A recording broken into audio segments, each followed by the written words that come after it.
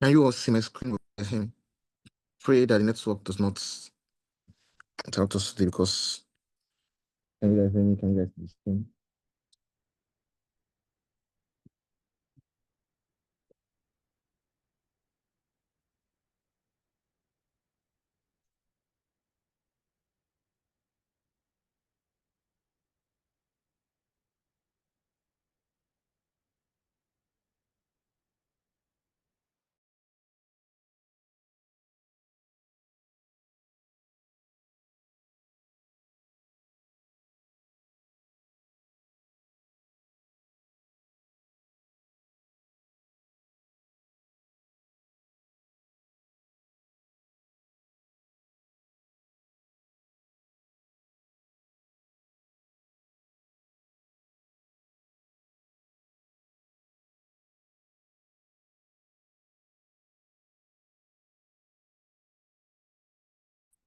All right. I had to switch my network. So like I was saying, can you guys hear me and can you guys see my screen? Can you guys see my screen?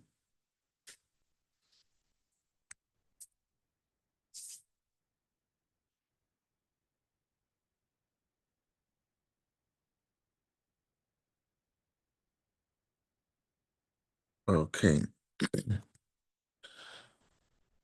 So today's class is one of the most, I think, if not, well, I wouldn't really say it's the most important, but it's one of the most important topics you need to pay attention to when it comes to trading anything in general.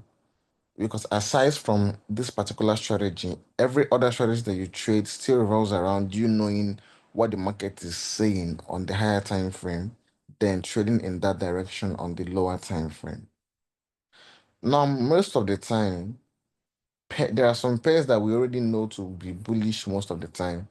But aside from the fundamentals that some pairs are always bullish, like we already know that majority of the time gold is mostly bullish. But there are some times that they are declining, like those pairs declining in price. So we can't really just trade one direction of the market in with hope. So that is why directional bias is very important when it comes to trading the structure. Sorry, when it comes to trading this particular strategy. Now, there is really nothing complicated when it comes to directional bias. The thing that affects most traders is they always think about trading from a technical standpoint. They always think of trading from like, oh, technicals, the lines on the chart, but they forget that this trading is done by humans. Like the trading on the charts, the way market moves is basically supply and demand. Like you pump money into the market will move, you remove money from the market will sell. That is basically what the market, like the whole thing. So they forget that psychological aspect of trading, like the human psychological part of trading, and they focus mostly off of what they see, the lines on the chart and so on and so forth.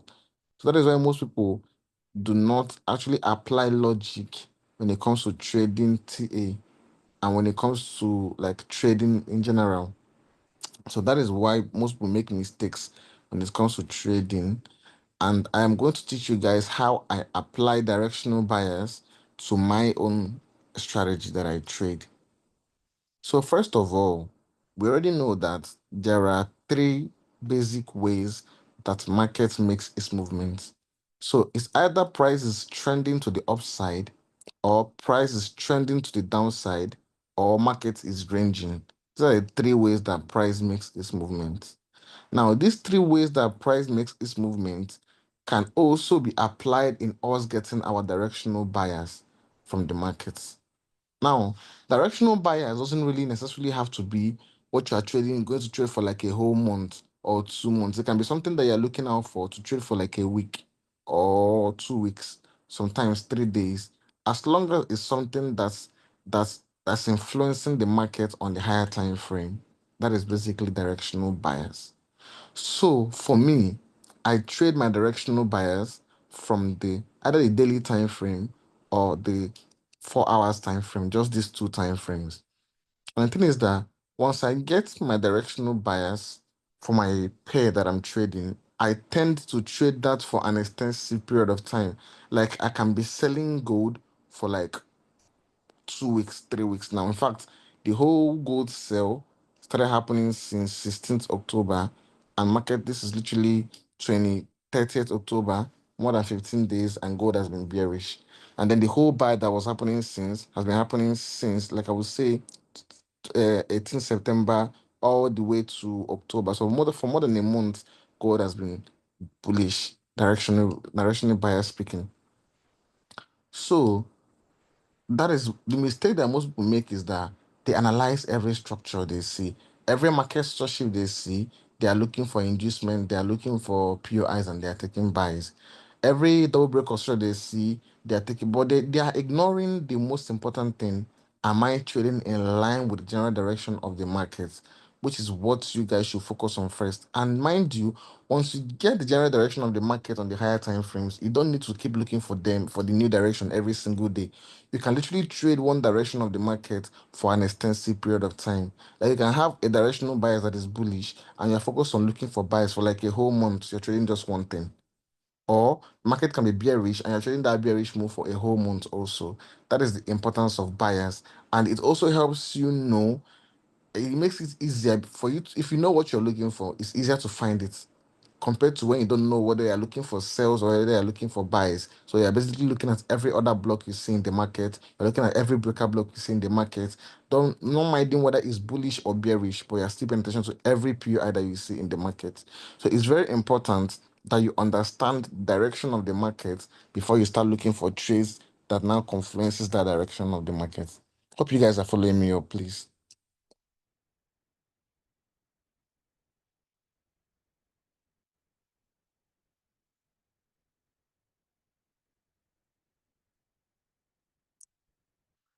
So there are two ways that we can apply directional bias, two major categories. The first one is by applying the normal way that price makes its movement, that is by using the trending markets and the ranging markets. Then the second way is basically applying the same analysis that you do on your lower time frames on your higher time frames too. So what do I mean by that? I mean the same way you see like you see sorry, the same way you would see market giving you like a structure shift, inducement, then this is your point of interest, and you trade it and target this higher, so take profits. The same way you will trade this on the lower time frame, you can also trade this on the higher time frame. That's what I mean. That is one of the ways you can apply directional bias. But remember, when you're dealing with directional bias, you are trading on the 4 hours time frame or on the daily time frame. That is it.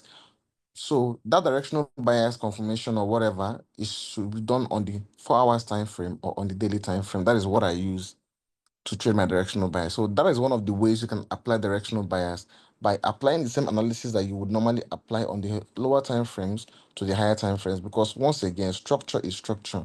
So your structure shift or double break of structure that you would normally trade on the lower time frames can also work on the higher time frames. The only difference with the higher time frame is that if it would take you 10 minutes or 1 hour for the POI to trigger on the lower time frames, it can take you days for it to trigger on the daily time frame or the 4 hours time frame. And if it would take you 15 minutes to 1 hour for your take profit level to hit on the lower time frame, it can take you weeks or months for your target to finally hit on the daily time frame or the 4 hours time frame. Now the thing is that we are not necessarily trading the 4 hours time frame or the daily time frame. No, the day time frame is just to have that analysis. When price triggers that POI, you now start trading in line with direction of whether your trade on the higher time frame is going to. Because now 4 hours time frame, there are about, I would say, 6 4 hours candle in a day. Yeah, I'm correct, right? 6 4 hours candle, 4, 8, 12, 18. Yeah, 6 4 hours candle in a day, that's 24 hours. It means that just on the 4 hours time frame, once price moves this candle here, this candle here, this candle here, and this candle here, and this candle here, a full day has closed. Do you understand? So if you had a target of here, before price would actually get to this target, it will take you about 2 days for this target to get hit. So if this is an analysis that you have on a daily time frame, before you can finally get to this target, it will take you about 10 days, sometimes 5 days, sometimes 2 weeks, depending on the volatility of the market at that given moment. So it means that whichever direction that you've analyzed the market to go to on the higher time frame, still using, like, you have to use the same structure inducement PUI method that you normally use on the lower time frames. But once that PUI has been triggered, before price will get to the final target you have, the directional bias for the markets will be to trade alongside that direction of the market for the analysis that you already made.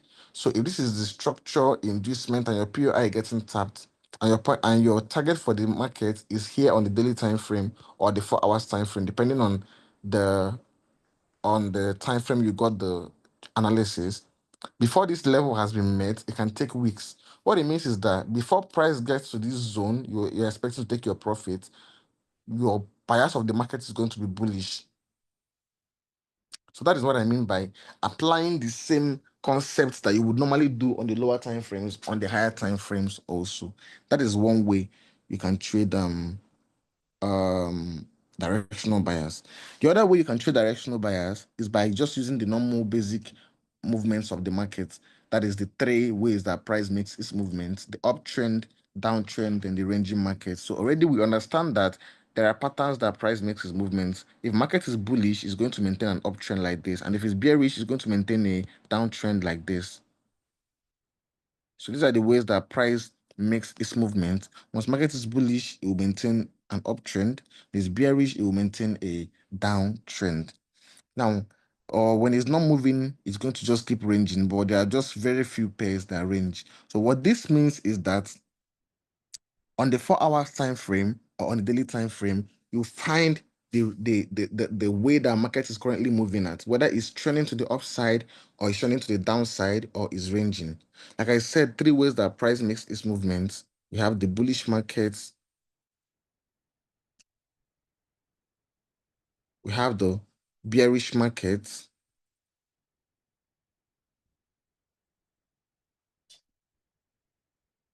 we have the ranging markets.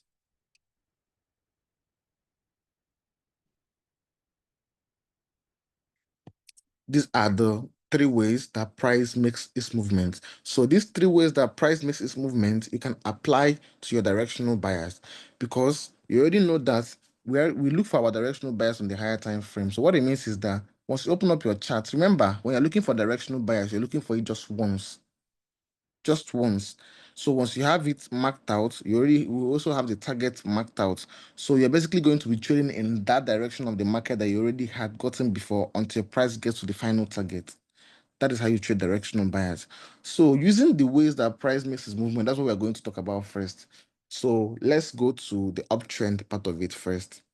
So now, if you open up a chart and you just go to your daily time frame or your 4 hours time frame, it's so easy to discover the current pattern of the market.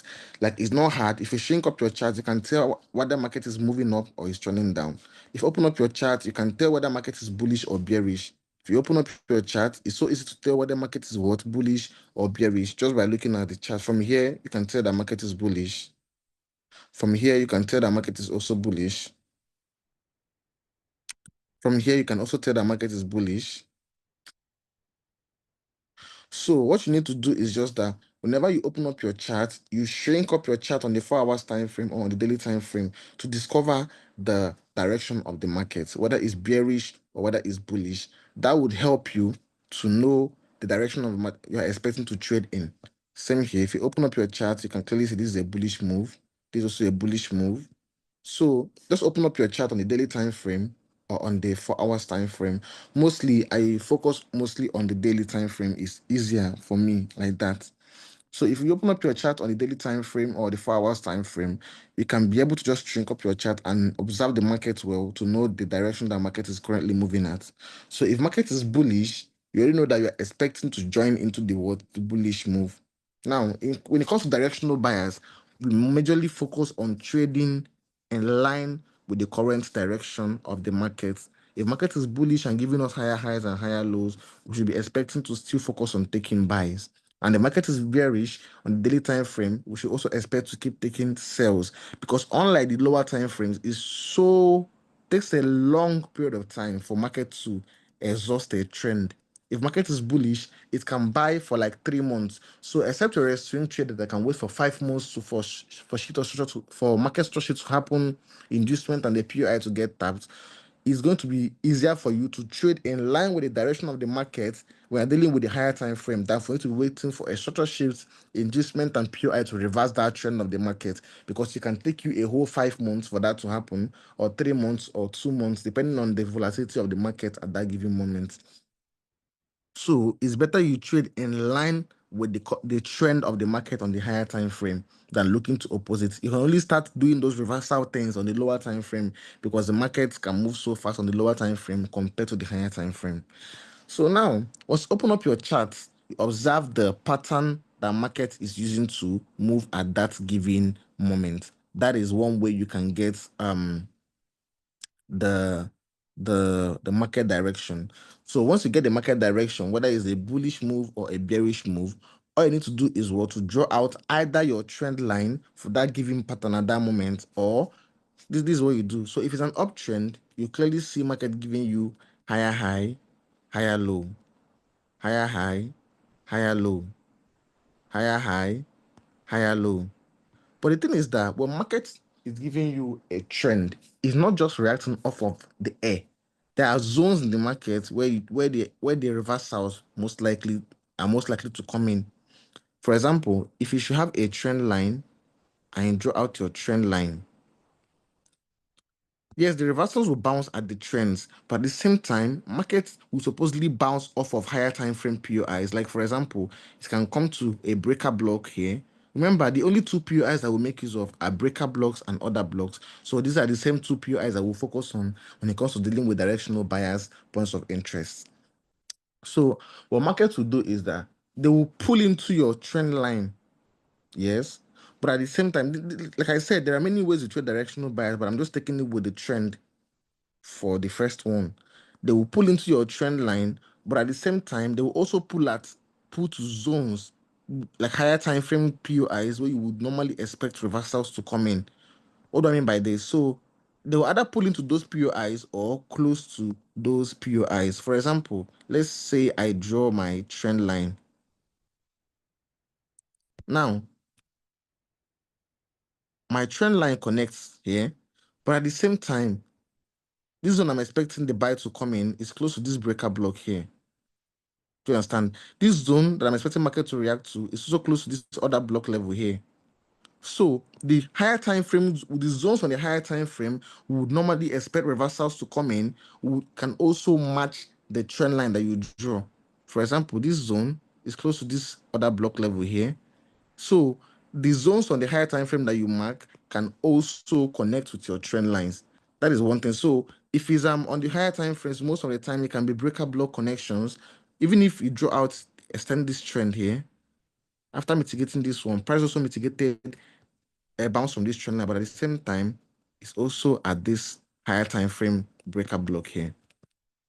So if you draw out your trend line, your trend lines majority of the time will also confluence at higher time frame points of interest, and that is like more like a double confluence self. So if market is trending to the upside, there will be a particular structure in which market is using to trend. So if it's giving you higher highs and higher lows, sometimes we can most likely be bouncing from breaker to breaker. So for example, market gives you a higher high, gives you a higher low, gives you a higher high, gives you a higher low. But the higher low it gives you can be market bouncing to bounce at the trend line, but at the same time, it's bouncing off if a breaker block on the daily time frame or the 4 hours time frame.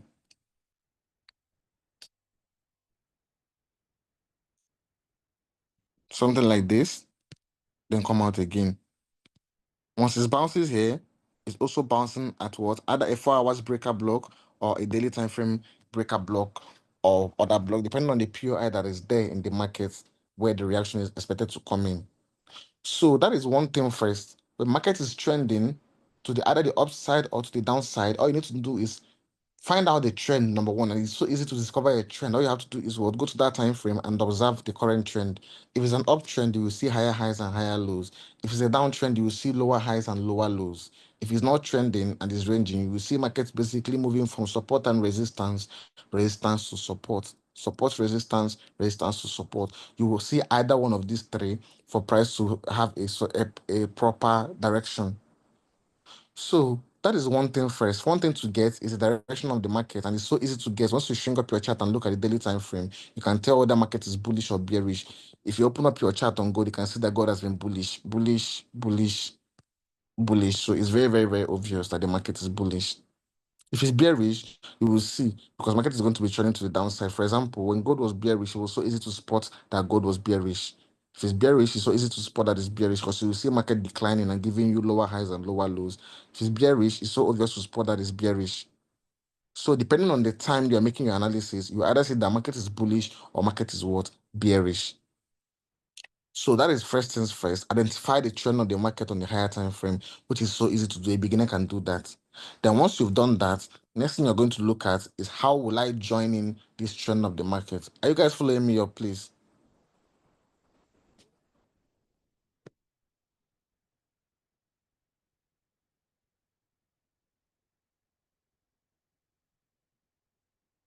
Okay, okay, okay, yeah.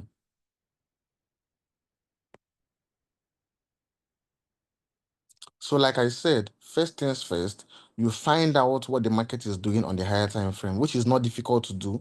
If you read Candlestick Bible or if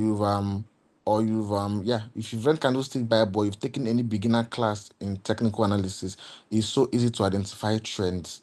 So if you go to your higher time frame, go to the daily time frame or the 4 hours time frame, shrink up your chart and look at what market is currently doing at that moment, you can clearly tell whether market is bullish or whether market is bearish. Let's say we ignore this entire thing that happened here on gold and we are focused on this. If you open up your chart at this moment, you can clearly see that gold was bullish because it was basically just trending from what? Giving us higher highs and higher lows, basically trending to the upside. So anyone that sees this move will be focused on taking buys on gold because you can clearly tell that it's an uptrend based off what market is doing, giving us higher highs, higher lows, higher highs. It's been a bullish move. So that is one thing to identify the trend of the market on the higher time frame. Then the second thing is now to find out where to join those trends and then continue, like where to join and continue the current trend of the market. That is where this thing comes in. So first of all, you identify the trend of the market. Second of all, you map out places where price is most likely to pull into. So remember, we use order blocks and breaker blocks. These are the two POIs we'll most likely also focus on the higher time frame too. So on the higher time frame, either you use your trend line to draw out the pattern of the market, and once it connects, also pick out maybe like your rectangle box and draw out the zones that market is most likely to pull into.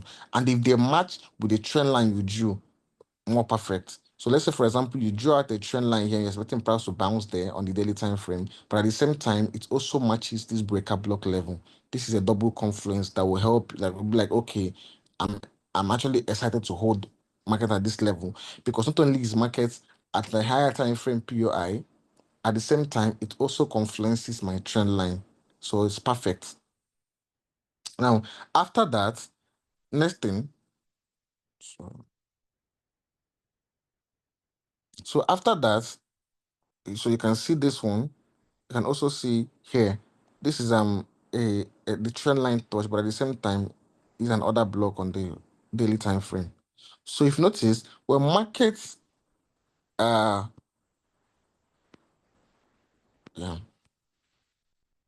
So if market is bullish, you can tell that it's bullish. Then you now go to daily time frame or the 4 hours time frame to be able to draw out zones that market can possibly pull into. So once you draw them out, you wait for price to now get there. Now remember, we are trading the higher time frames and not the lower time frames. And we're not actually placing our trades on those higher time frames. We're just using the higher time frames to get the directional bias of the market. And we're looking for that directional bias just once until like the bias completes. So now let's say that this is the market and this is what I've drawn out because market is on an uptrend. So it's basically moving, giving us higher highs and higher lows. So knowing that an uptrend is made up of a series of higher highs and higher lows, if a higher high has been made, next thing that will come is what? A higher low. And if a higher low has been made, next thing that will come is a higher high. So what you need to do first is to wait for price to pull into the zone where you're expecting the bounce to come from. That bounce will be like a reversal. So let's assume that on the 4 hours time frame or on the daily time frame, we have this breaker marked out. And on the 4 hours time frame or the daily time frame, market is now at that breaker. That is one of the stages. Now, step two, what do you now do when market is at that zone you're expecting reversals to come in? That is when you now look for the reversal concept. Now, remember, a reversal concept means that whichever direction that market was moving at before, you want to oppose direction to the opposite side. So because this was like market, the market bias is bullish overall, but this temporal sell that market did to approach this level that I'm expecting the bounce to happen from is like a mini sell. Now, for market to now continue moving again from this level, I need to get the concept of reversal while market is at the same level I'm expecting a reversal to come into. Now, I already marked out the daily time frame POI or the 4 hours time frame POI here, and I'm expecting price to reverse from that particular zone. It must not necessarily be perfect on the zone, but as long as it's enclosed inside of the zone, like I've marked out the zone, and then even if price dips into it a bit, and then it does not really matter as long as I get that confirmation while market is there. Remember, the confirmation is a one-time thing. We're not steadily looking for confirmation every time. We only look out for the confirmations when price pulls into the daily time frame POIs. We're expecting reversals to come into. One thing I will tell you is that whenever market touches a point of interest on the higher time frame, be it a daily time frame or a 4 hours time frame, there must always be retracements. There must always be confirmations. That is when you're looking at daily time frame zones. There's no way that price will pull into a zone in daily time frame that it will not retest. For example, let me show you guys something. Yeah, price tapped into this zone. When it went up, what did it do? It retested. It tapped into this zone. When it went up, what did it do? It retested down here again. Tapped into this zone. What did it do? When it came back, it retested down here again. So there's no way price will hit a daily time frame zone and not retest later on. So that retracement is basically the confirmation that we need. And that confirmation that we need is what? The concept we trade reversals with. Now, that concept we trade reversals with, what is it called? The reversal concept, what is it called?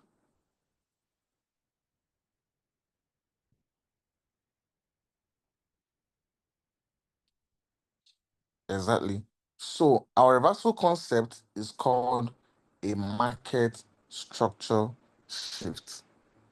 So what it means is that the zones, now remember, it does not necessarily have to be a trend line. Even if it's a daily time frame order block or a daily time frame breaker block, that does not really, because it's not really every pair that like moves well with trends. There are pairs that move, but they are not moving clearly in a trend-like manner. That is still okay. So it does not really necessarily have to be market touching trend line. Then this, even if it touches a higher time frame POI, good and fine. That's why I said there are two ways: the trend pattern, that is, I'm using normal structure, and then using the normal analysis that you can normally apply on the lower time frame to the higher time frame. That I will teach that one also. But for now, we're focused on when market is giving you trend-like patterns. So when market is at the zone, you would expect the reversal to happen from on the daily time frame or on the 4 hours time frame. Now, this is one thing. We don't get confirmations on the daily time frame, and we don't also get confirmations on the 4 hours time frame. We look for confirmations on lower time frames. So what it means is that the moment that price is at the level you're expecting reversals to come in, you have to now scale down to lower time frames and get the concept of reversal, while market is still at that level you're expecting the reversal to come in. So let's say this is the 4 hours breaker block or the daily time frame breaker block, and at the same time it matches your trend, because you already know that this is what a bullish market. Once you looked at the daily time frame, you can tell that market is bullish. So what you do next is what? A bullish market will always have pullbacks. It's not going to just be bullish forever. Anything that makes a higher high will make a higher low, and anything that makes a higher low will also make a higher high. So what you need to do is that if market is already at a higher high, you already know that a higher low must be made. So what you need to do is that to wait for market to come into the zones where the higher low is going to be made. So you can mark out those zones, which is going to be either your higher time frame block breaker blocks or your higher time frame order blocks, or just the zones that matches your trend line, depending on the pattern that market is moving at that given moment.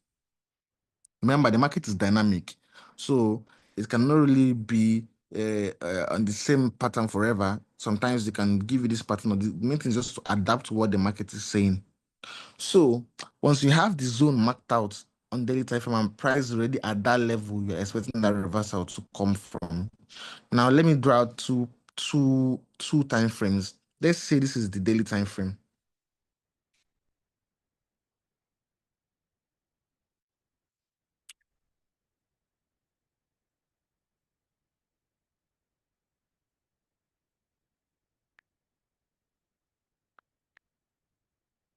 This is the daily time frame here.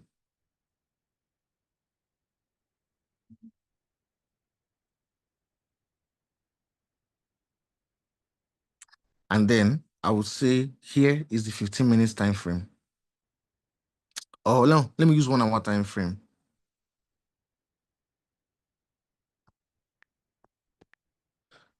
Now, the daily time frame is to mark out the zones where price can pull to. Then on the 1 hour time frame is to get the concept of reversal while markets at that zone we're expecting the bounce to happen from. So now on the daily time frame, it will take a lot of candles to get at this level. But let's say the market's already at that level. And at the same time, price will also be at that level on the 1 hour time frame. But the difference in the movements of the daily time frame and the 1 hour time frame is going to be very, very, very much. Because on the daily time frame, you cannot really have a clear market candle movement because this is the market coming to the daily time frame zone to trigger. This is it here. Can you see that there are few candles here and there's not really much of any movements here in the market? So it's not really that clear. It's just markets coming like with huge candles to approach this POI. So it's not really that clear. But on the 1 hour time frame, it's going to be clearer. So let's see on the daily time frame, this is market coming to trigger the point of interest. But on the 1 hour time frame, let's say this is the zone you're expecting that bounce to come. On the 1 hour time frame, this will be the market movement.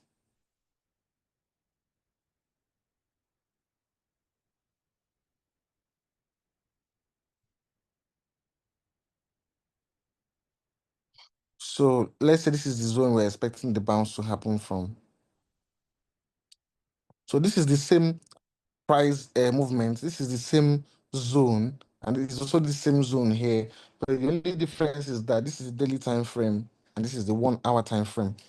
Now, what do you now expect here? You're now expecting market to give you the concept of reversal while it's at this same level. You're expecting the bounce to happen from. Now, you're not looking for that reversal concept on the daily time frame. You're now looking for it on the 1 hour time frame. I'm losing my voice a bit. So on daily time frame, price is already at the level you're expecting the bounce to happen from. On the 1 hour time frame, price is also going to be at that same level. But the difference is that you don't look for the confirmations on the daily time frame. Whenever you get your POI on the daily time frame, you look for your confirmations mostly on the 1 hour time frame, 30 minutes time frame, 45 minutes time frame. Than so you don't look for your confirmations on the same time frame you saw the POI. That is for directional bias confirmation. I don't use normal confirmations if market is already moving. I don't use confirmations. But the first time I'm getting the directional bias of the market, I have to use confirmations. And then if you get the POI on the daily time frame, you get the confirmation on the either the 2 hours time frame, 1 hour time frame, 30 minutes time frame. It works. So what you do is that once market is at the level you're expecting the reversal to come in at the daily time frame, it's going to be at the same zone on the 1 hour time frame. What you start looking for is now market to give you the concept of reversal while at the same level. So if market should come here, this will be the pattern that is using to approach the 1 hour time frame, and this will also be the pattern you use to approach daily time frame. It's going to be more impulsive on the daily time frame, but it's going to have more candle movements on the 1 hour time frame. So you're expecting market to give you something like this, a structure shift to take out this high. Now, once this happens, it will just look like a candle retracement on the daily time frame like this. It will give you your inducements and then eventually come to trigger your point of interest. Now, the moment you get this pattern at the same level, you're expecting a bounce to come into the market. The moment this happens, that means that you've already confirmed the next move of the uptrend. Now, market is bullish. And the bullish market is made up of what? Higher highs and higher lows. But for each higher high that has been made, a higher low will also be made to complete the trend. So for each higher low, there are zones where markets react from. Those zones that markets react from are the zones that you have to mark out on the daily time frame or on the 4 hours time frame. And how do you mark out these zones? You either use your trend line and connect the structure of the market, or you can still combine using your trend line and also marking out higher time frame POIs where price can possibly pull and reverse from. Now, our market is at those zones. You don't just jump into the market and enter immediately. You now scale down to lower time frames to get your confirmations. And that confirmation must always be a reversal concept. That confirmation will always have to be a reversal concept. And that reversal concept has to be gotten where market is at the same level you're expecting that reversal to come in, which means your higher time frame POIs, your higher time frame order block, your higher time frame breaker block, your higher time frame trend line touch. So once those reversal concepts occurs while market is at this level you're expecting the reversal to actually come into, that is the zones that I just mentioned, that is when you can now confirm the next trend to the upside being valid. So once market gives you this concept of reversal while at the same level you're expecting a reversal to come in, then you've confirmed the next leg to the upside. So once this happens, it means that the directional bias of the market is now what? Bullish. So this whole thing that happened here can just be market giving you this on the daily time frame, then pulling back down again like this. So once this happens, you're not paying attention to daily time frame, you're paying attention to the 1 hour time frame, 2 hours time frame. In fact, if you get a daily time frame POI, you can even use 4 hours to confirm. If you get a POI on the daily time frame, you can use 4 hours time frame to confirm. I think it's more effective like that, Seth. If you get a POI or market tapping into a reversal zone on the daily time frame, you can use 4 hours time frame to get your structure shift, inducement, and price coming to tap into your order block. I think I've done something like that before.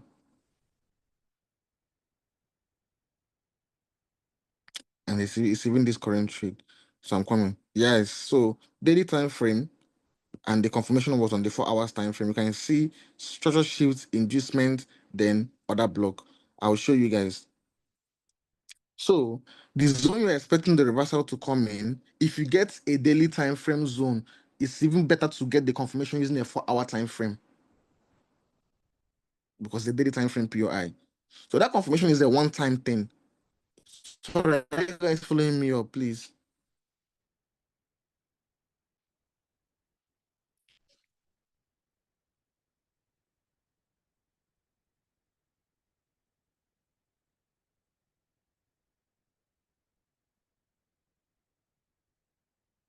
Okay. Okay, good. So, like I said, the confirmations, if you get the POI on a daily time frame, try using the confirmation, try getting confirmations on the 4 hours time frame. If the POI came from the 4 hours time frame, try using 1 hour time frame to 2 hours time frame for confirmation. It works like magic like that. So like I said, if it's daily time frame that your POI triggers, like the daily time frame POI that you use for the zone that you're expecting the reversal to come in for the directional bias, 4 hours time frame will be more stable to get your direction, your concept for reversal. Remember, you don't trade the zone until you get that reversal concept, and it's just one-time confirmation that we're looking for. So our market is at this level on the daily time frame. You will see market just give you this kind of move, just like it did here. We drew out the zone that price was supposed to come to, the trend line here. And at the same time, it matches the daily time frame breaker block. While price came here, you can just see market do this, spike up, spike down again, and push up. That's on the daily time frame will look so confusing to you. You wouldn't really understand what is going on at that level.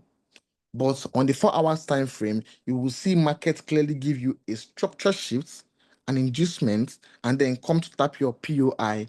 Once that happens, you have confirmed the next leg to the upside. Once you've confirmed the next leg to the upside, you can now say successfully that the directional bias of the market is now what? Bullish. Because in this scenario, I'm using a bullish scenario. And then if it's bullish, where do you not expect your target to be? So logically speaking, let's come to logic now because some people don't apply logic to trade and it pisses me off. Logically speaking, what is an uptrend made up of? Please, I want to ask you guys this question. What is an uptrend made up of?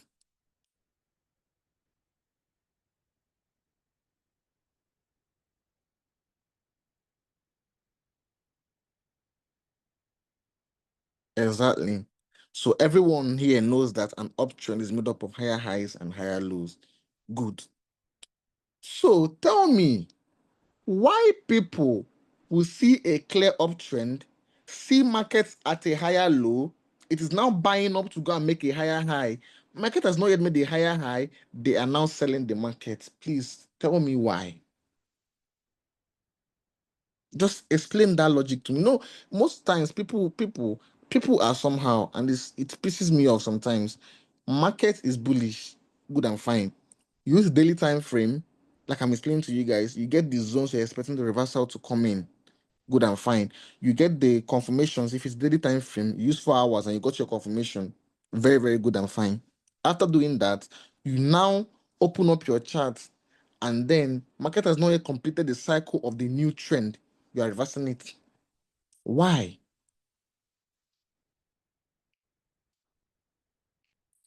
So now, logically speaking, if market makes a higher low here and gives us the confirmation that we're looking for by giving us the reversal concept, remember, the confirmation has to be a reversal concept. The confirmation has to be a reversal concept. I'm saying it now. If it's daily time frame, I would suggest going to daily 4 hours time frame, 2 hours time frame to look for your confirmations, depending on how volatile the market is. Once you've gotten that reversal concept confirmation, you're now sure that the next leg of the trend has begun.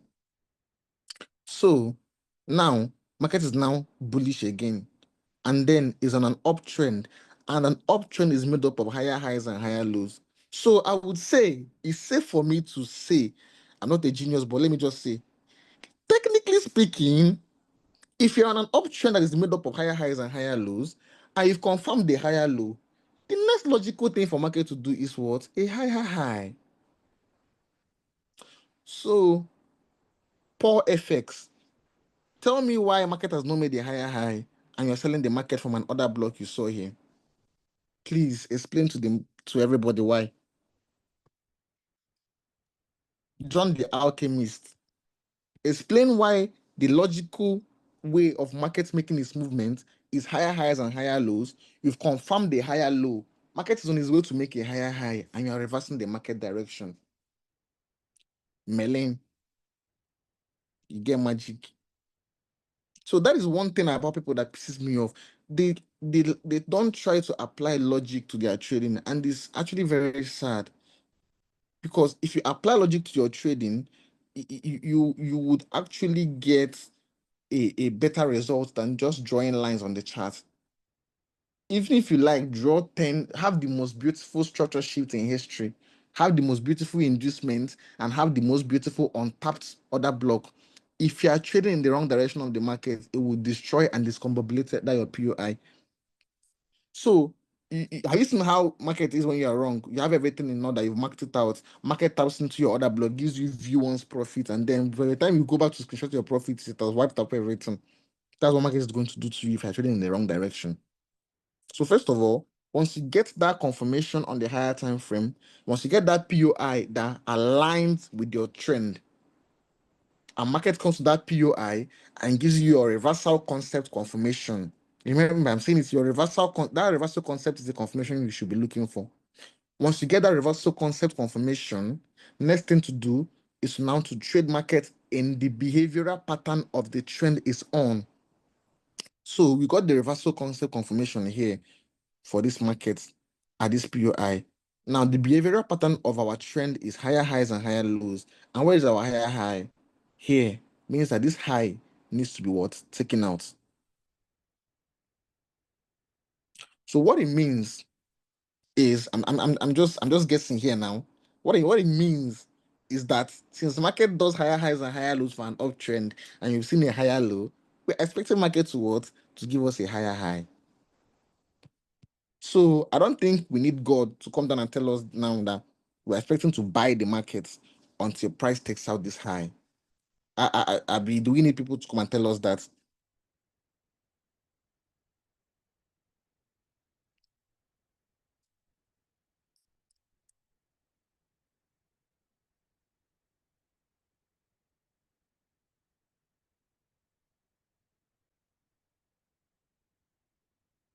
Hmm. So, so like I was saying, once you marked out, remember what I said, get the trend of the market on the daily time frame. Get the POIs you're expecting the reversals to come into on daily time frame. Wait for price to come there, then go to like the 4 hours time frame, 2 hours time frame, or 1 hour time frame to look for your reversal concept. Once you get that, then you've gotten the confirmation that the trend of the market is going to hold. Then, after you've marked it out, then comes the target of the market. So the behavioral pattern of an uptrend is higher highs and higher lows.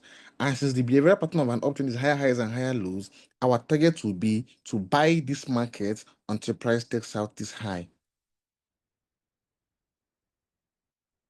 So what does that mean? So let me use this one now. I drew out here. This is daily time frame. I've marked out my daily time frame. The trend line connects, and at the same time, it connects with this daily time frame breaker block. So price got there. So once price is there, I'll go to my 4 hours time frame. Once I go to my 4 hours time frame, I will expect price to give me what? A reversal concept, which is what? When price took this high out,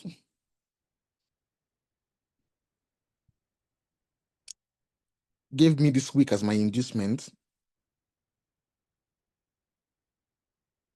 pushed up again to take out the high, then eventually came back to mitigate this other block as my POI.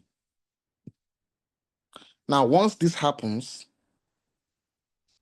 I've confirmed the next move to the upside. And then once I've confirmed the next move to the upside, then I can now start trading any time frame I want to trade. The confirmation is needed on the 4 hours time frame or the 2 hours time frame. But once I've gotten that, I can trade whichever time frame I want to trade. I want to look at the 3 hours time frame and see if there was a clearer analysis there.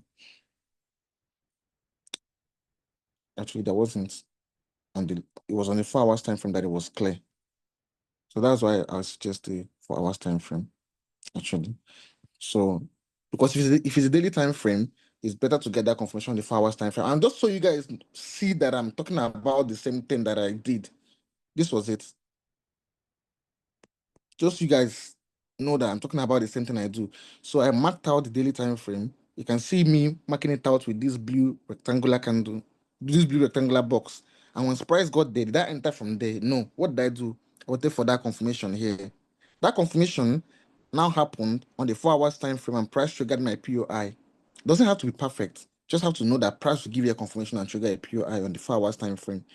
Then once the price gets there, what do? You now have confirmed the next move to the upside. After confirming it, the next thing you now do is to now mark out the target. Now, the target is what you now still go on that daily time frame for. So if you go to the daily time frame, you check what you're trading. So what I'm trading on the daily time frame is what? An uptrend. And an uptrend is made up of higher highs and higher lows. Meaning that now that I've confirmed the higher low on the next thing for market to do is to give me a higher high. So what was last high? Here. So since this is the last high, it means I'm bullish until market takes out this high. So from then onwards, what it means is that the directional bias for this particular pair that I'm on is bullish until this new high here, this last high has been taken out. So what does this now mean? It means that till your market takes this high out, I'm only going to be looking for bullish scenarios. Are you guys following me up?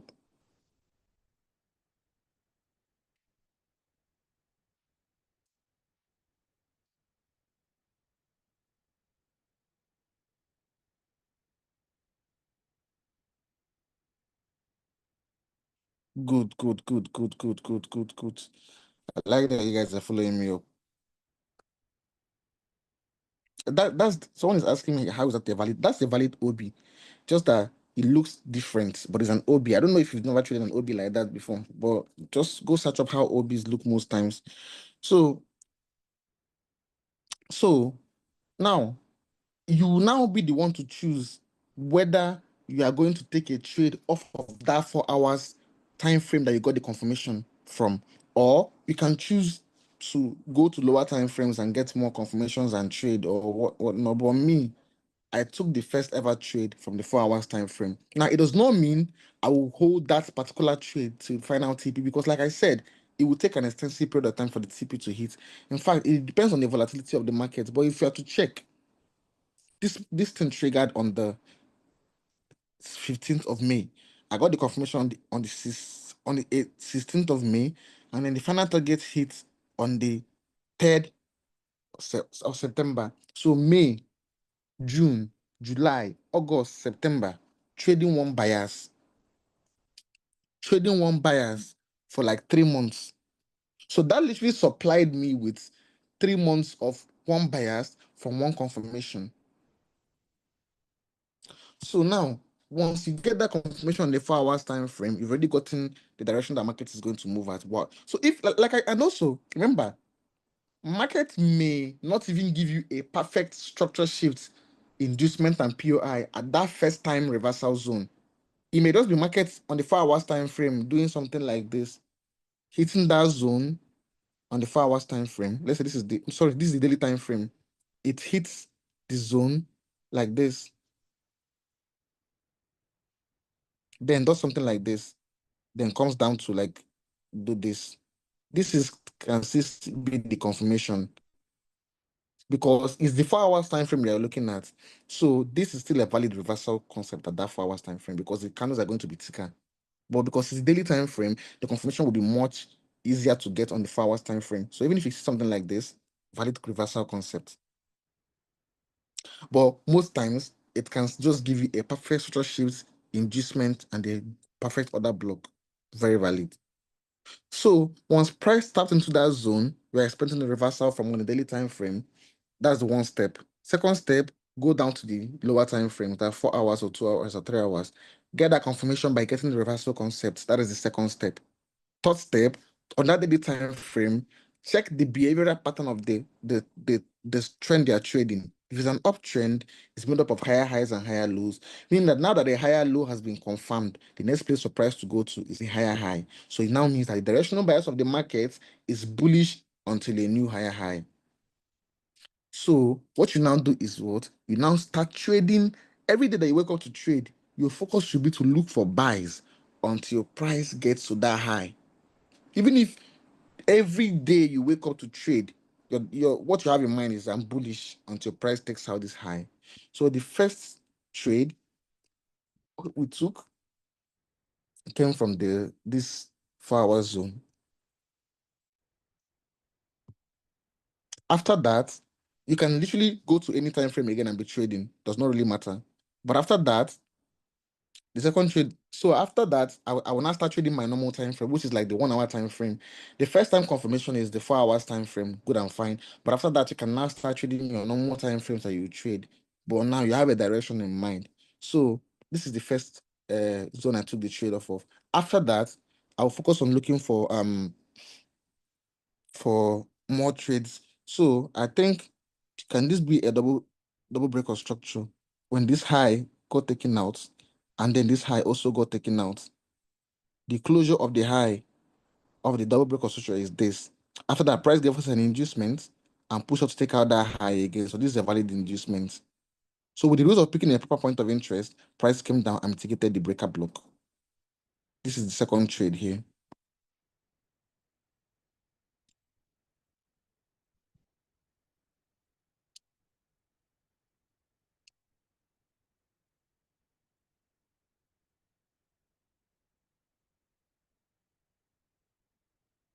So now you can now be targeting the nearest draw on liquidity to take your trades in the market, like your TP. So for example, you can now start applying your normal take profit levels. But overall, we already know that market is going to take out this high. So you can now, based on how contented you are in the market, as long as your TP does not exceed the overall direction of the market, you can now target the nearest draw on liquidity for your take profit levels. So if you took this trade, you can just say, I want to target this high in the market, and I will leave when price comes to this high. So you can literally just target that high as your take profit level. Good and fine, taking the first trade. After that, you can spot another entry. So we've already gotten the first entry from here. I want to mark out how many entries we've gotten. The one we got on the 4 hours time frame. Remember, directional bias we've already gotten directional bias. So now we're trading in line with that directional bias. So we got the first confirmation on the daily time on the 4 hours time frame. So that's the most important one, to get that direction on the 4 hours time frame. So that's the first trade we get. So whichever direction you want, you can still target the high here, good and fine. You've already gotten that first one. We got the second one. So if you missed this first one, you can still trade with the direction of the market and get the second analysis on the 1 hour time frame. Now, after this is the second trade. Good and fine. Let's say you missed this one, but you still have in mind that market is bullish. So you're still focused on looking for more buys. And remember, if we are looking for continuations, we focus on using double breakout structures. That was why I used the double breakout structure for the second entry and not the reversal concept. The reversal concept is for the first time confirmation of a new trend. Now, after that, you now start focusing more on double breakout structure. What I mean is by double breakout structure is that a market has been bearish. Before it will reverse up, it must give you a reversal concept. Now, after market already gave you that reversal concept, if you're now looking to trade more buys, now the market is buying, you use double breakout structure. You understand? You focus on double breakout structure until eventually, let's say market gives you a full retracement again. So before that full retracement to stop, if market wants to continue buying back up again, you will get another structure shift. But once it's bullish and there's not giving you a full retracement to the downside, if you're looking for more entries, you use double breakout structure for continuations. So that is it. So double breakout structure for continuations, market structure for reversals. So now that we're still looking for continuations for buys, you can see another market do something like this. When this high was taken out, this high was also taken out. That's a double breakout structure. After that, this is an inducement. This can do weak pullback here, an inducement.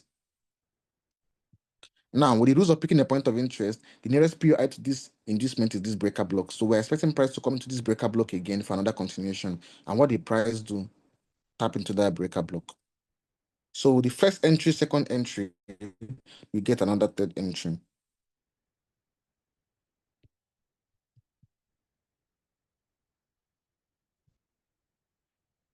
Now, with the third entry, if you want to take your profit, you can just implement what I taught you guys, take profit levels, trend line liquidity.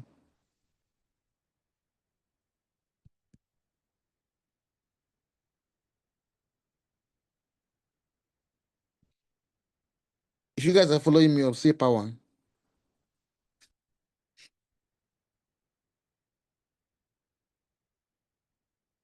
Someone is asking why I don't use the first breaker. Why would I use the first breaker? This is the first double breaker structure here. Which first breaker?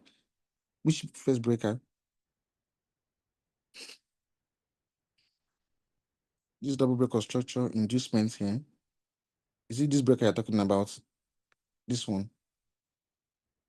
Even if I used it, my SL will still be here. So my SL will still be covered. It's still a valid trade. Does not matter. My SL will still be here. So that is hang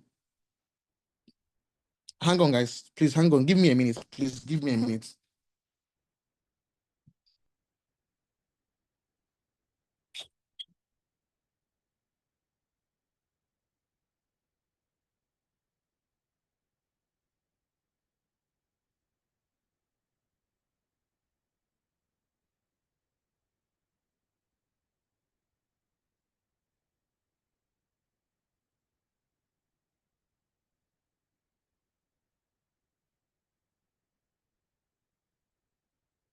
I'm back. I'm back. Sorry. I'm back.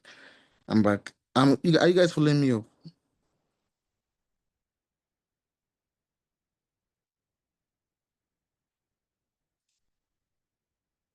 Someone said I should display. So let me tell you guys what a valid inducement is. Now, let me tell you guys something. Let's assume this is a structure shift. And this is the candle that triggered the structure shift to happen. So this is the candle. And let's say like this is where it closed. This is the closure of the candle that triggered that structure shift to occur. Now, if there's the next candle that comes, if it makes even a slight pullback and then proceeds to take out the high of this zone that the candle that triggered that structure shift closed at, then this low is a valid inducement.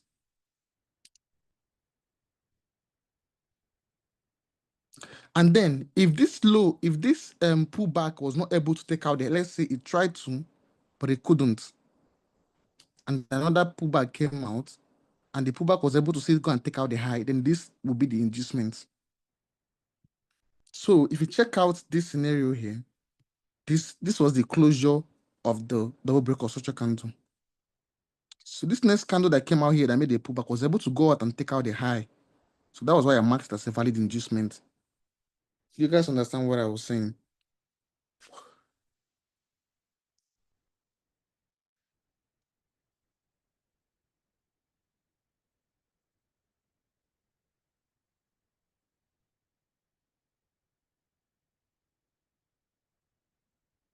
Why is someone asking why I did not use the breaker close to inducement? I use the breaker now. I use this breaker block here. This is it. This is the breaker block. This is the inducement here. This is it. Now, this one's already been mitigated by the inducement. Price mitigated it already. When price came down here, it touched this breaker block. So the next one is here. So even if I picked this breaker block, this one, this is it. This is the entry now. What are you guys saying again? Abi, you don't understand the rules of picking a point of interest again.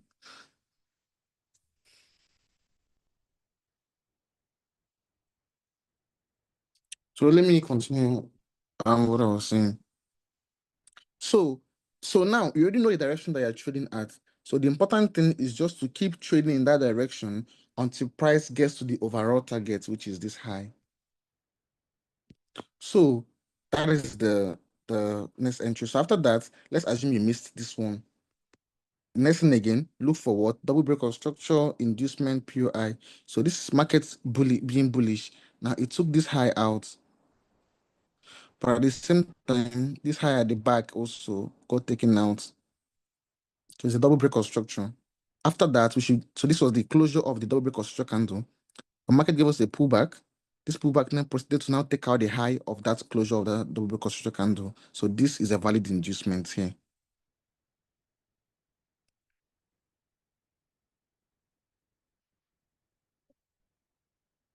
Now, with the rules of picking a point of interest, when market was giving us inducement, it mitigated this breaker block and then this breaker block here. So the only valid point of interest left here is the other block. So with the rules of picking a point of interest, is the one closest to inducement. So that's the next trade.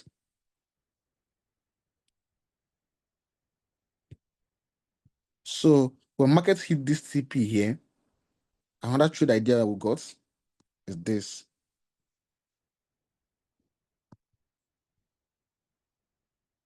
Trendline liquidity for our take profit level. So you see how I'm confluencing everything I taught you guys.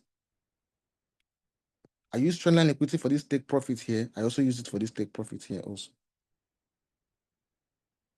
You see? Now, remember,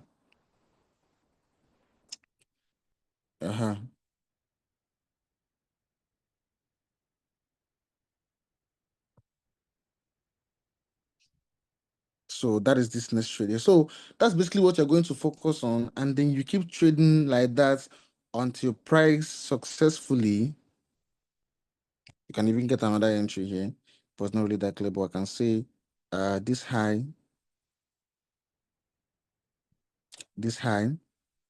double construction. After that, this pullback, or I can even say this is the pullback here.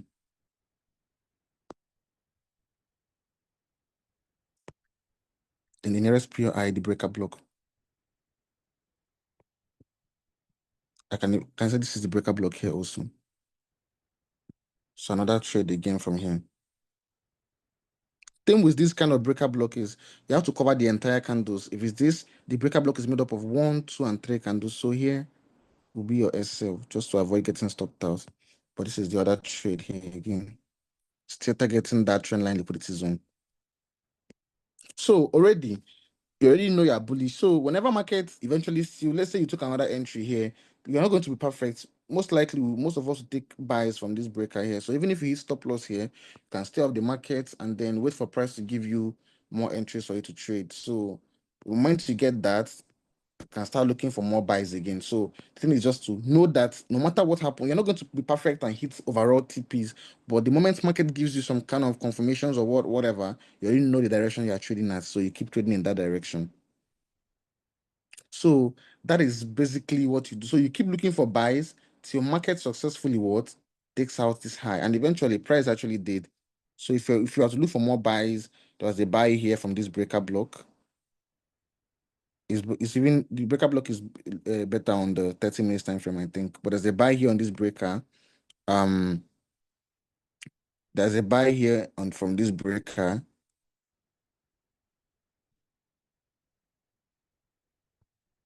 Understand? So the more you are trading in line with the direction of the market, the more you're getting more entries to keep looking for more trades. There's a buy here from this breaker also.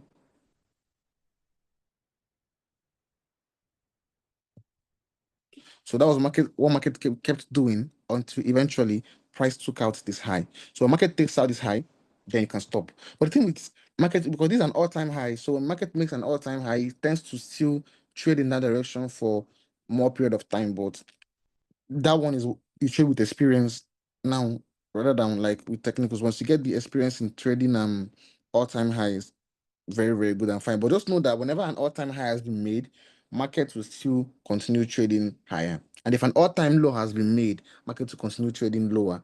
But that's what your experience will teach you. But it's not every time that market's at an all-time high. This just happened to be when markets made an all-time high. But extensively, looking for trades would be to focus on to look for trades until price successfully makes a new high. So there are many places that we could have gotten more entries here. I even took this trade. This is a 4 hours, I mean 3 hours order block. This zone here, I took from the 3 hours order block was a buy there. I 4 hour, yeah, 3 hours order block here was a buy. So another buy, another buy.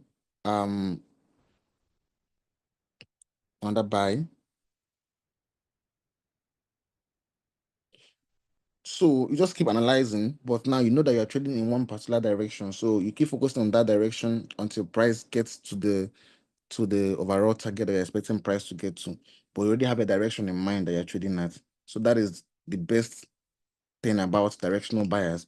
It makes it easier for you to look for trades. Now remember, the first time that price triggered our zone, we already got 1, 2, 3, 4, 5, 6 entries.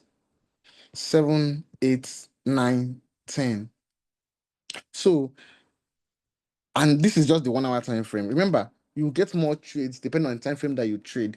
There are always going to be opportunities presenting itself on different time frames, but I literally just had to use one time frame to get all these entries. So yeah, there are people that trade 15 minutes time frames. So because I'm trading 1 hour time frames, it will take longer for my setups to form. But people that trade 15 minutes time frames can literally trade 15 minutes time frame, 30 minutes time frame, depending on the time frames they are at, and they will see more setups every day, like per day, more than me trading the 1 hour time frame would see. But I'm just telling you guys, get the directional bias on the daily time frame, mark out the zones you're expecting the market to put before it reverses on the daily time frame. When price pulls to those zones on the daily time frame, go to the 4 hours time frame and look for confirmation. The reversal concept will be the confirmation. Once you've gotten that, then you can now go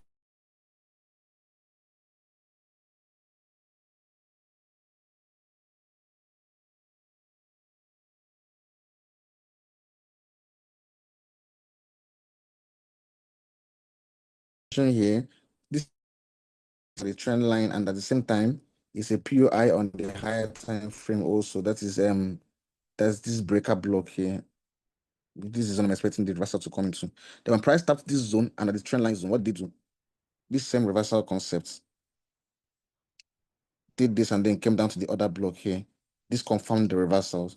So when this confirms the reversal, you can now start trading. But I remember this particular move that happened here. This was a news day. That was why market actually hit that target very, very, very fast. It wasn't supposed to happen so fast, but market hit this target very fast because it was a news day. I remember that particular day. In fact, the zone did not even trigger very well on Trading View. It triggered well on MT5, but on Trading View, it did not trigger at all. just came close to it. But the thing that saved us was that it connected at the trend line. But at the breaker block we're expecting the market to react from, it did not actually react well there. But on our brokers, like if you open MT5 and look at the broker side, it actually mitigated the zone, but it did not mitigate on trading view. So that is like market manipulation. It was a news day. But it's the same thing. Once market does that, it will give you the confirmation that you're looking for, and then you start trading in line with that direction and target the structural pattern of that particular trend that market is on. If it's an uptrend and it makes a higher low, then a higher high has to be made. And if it's a downtrend and it makes a lower high, then a lower low has to be made. That is how you trade directional buyers when it comes to trading trends. Are you guys following me up, please?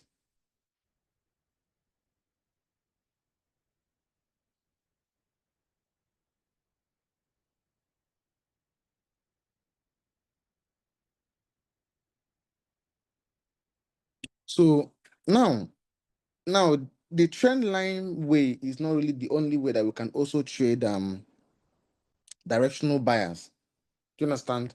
This is one of the ways that we trade directional buy. But like I said, whichever way the market presents itself to you is what you're going to do. You won't have a specific way you expect market to react from. That is why I said, aside from markets using the trend line method, there's also you trading the same setups you would normally trade on the lower time frames, on the higher time frames also. Do you understand? Now remember, the confirmation is just a one-time thing that you will get for the confirmation of your trend of your directional bias. And remember, if you miss that confirmation, even if you did not get the confirmation, provided that you have checked and market already gave you that confirmation, while at the level you are expecting that confirmation to come in from, then you can move on and start looking for trades in that new direction. So even if you are not active on the charts when the confirmation happened, as long as you check and you see that it actually happened, then you can move forward and start trading in line with that new direction that you got the confirmation in. So even if you didn't, were not active on the chart when it happened, you can now still move on knowing that it's already happened. So that is one way they can trade it, by waiting for trends to connect. So majority of the time, trends connect. Understand? Trends connect majority of the times. So, but majority of the times it does not. So if it does not, you can now do the normal thing by applying the normal concept we trade. And this one you can use like 4 hours time frame. Sometimes you can also use daily time frame too. But if you want to use the normal way that we trade out the market to trade, you can apply that concept here. In fact, you can see many places that market did that. This is a structure shift. This is an inducement. Then the POI is this.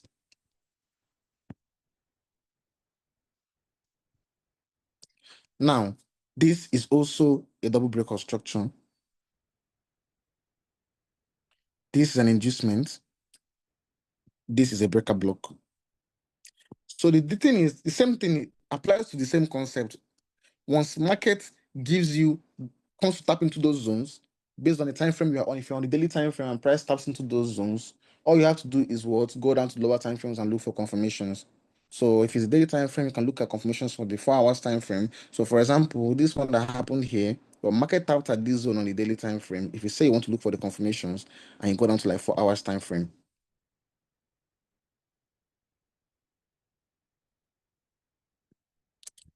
this is, where is it? I think this was what I marked. Let me change the color. Yeah, this was what I marked out here. Yeah, this is what I marked out here. Yeah, this is what I marked out. This. So market tapped in here. Just have to wait for that confirmation. So this happened. Price took out this high, then came down here again to this demand level. So I think it's clearer on the 3 hours time frame. That was what I used for this confirmation. It was not really clear on this time frame. 3 hours, right? Probably for 2 hours. Let me check. But the confirmation must always happen. Those are the confirmations are mostly not really that perfect. But should I go to 1 hour? But it's not actually a first time reversal, so I don't really blame it. But it's not a first time reversal. If it's a first time reversal, then it's going to be way clearer. But I think this was basically what market did. Just came to this OB here and then continue buying again. But the same analysis that you would apply on the lower time frames, like the 15 minutes time frame, you can also apply in the market on the daily time frame and still trade it comfortably.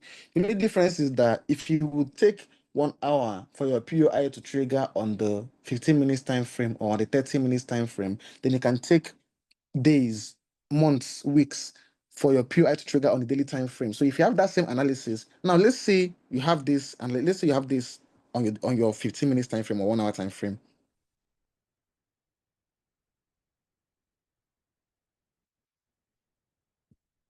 Now, with this structure, I'll mark out something and I'll give you guys something. This is POI1 and this is POI2. Which for this particular setup I have here, which zone are you going to pick for your entry? Is it POI1 or POI2?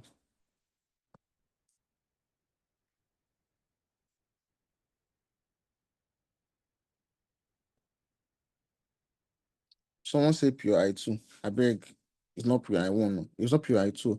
So it's POI1 because this is an inducement and the POI close to the inducement is what the breaker blocks or the POI1. So it's the same thing here.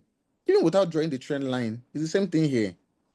It's the same thing that happened here that we're expecting price to tap into this breaker. It tapped into this breaker on the chart, but it did not tap on MT5, but it did not tap on the chart. But it's the same thing. Just like there was a manipulation here. So double break of structure, inducement, then the breaker block. But it just did not on the if someone goes to MT5, they will see that it tapped. Just like it did not tap here. And that particular day, I remember this very. It was when I went to the chart that I discovered that there was manipulation in the chart. Same thing here. This is the other block. Then this is the breaker. So after the inducement, nearest POI is this breaker block here. So market still tapped in here also. So the same analysis that you would have normally applied on the lower time frames, you can also apply on the higher time frame. The only difference is that it will take a longer period of time to trigger on the higher time frames, and it will also take a longer period of time for you to hit target on the higher time frames. That's why it's called a directional bias, because that amount of time it would take for price to hit that target on the higher time frame is basically all we need to be trading the lower time frames with. Because once market will take days or months to trade to hit final target, it means that for days or months we have a direction in mind. We are basically going to be trading until price gets to that direction we're expecting it to get to. So the market is at that zone on the daily time frame. Then if it's a first time confirmation, like after a higher high, and if it's a first time confirmation for a higher low, you can now go to your 4 hours time frame, get your structure shifts, and get your reversal concept while market is at that same level. So once that happens, you can now trade the market like that and be going. So uh that's one way that we trade directional bias. Oh, sorry. And then yes, very, very good, very nice. Made a mistake. This is GBPJPY. I don't know who marked this one, but this is GBPJPY.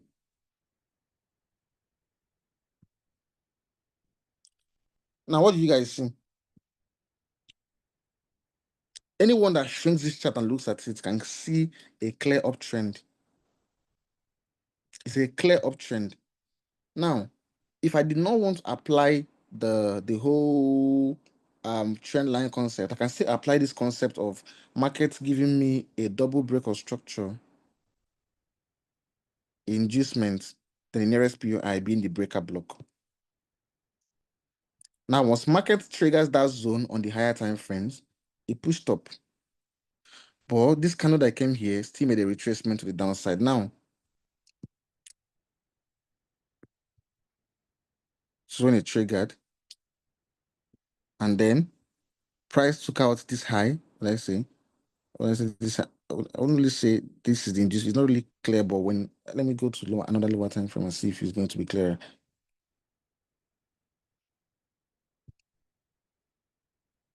I want to say it has given me the confirmation I'm looking for. But okay.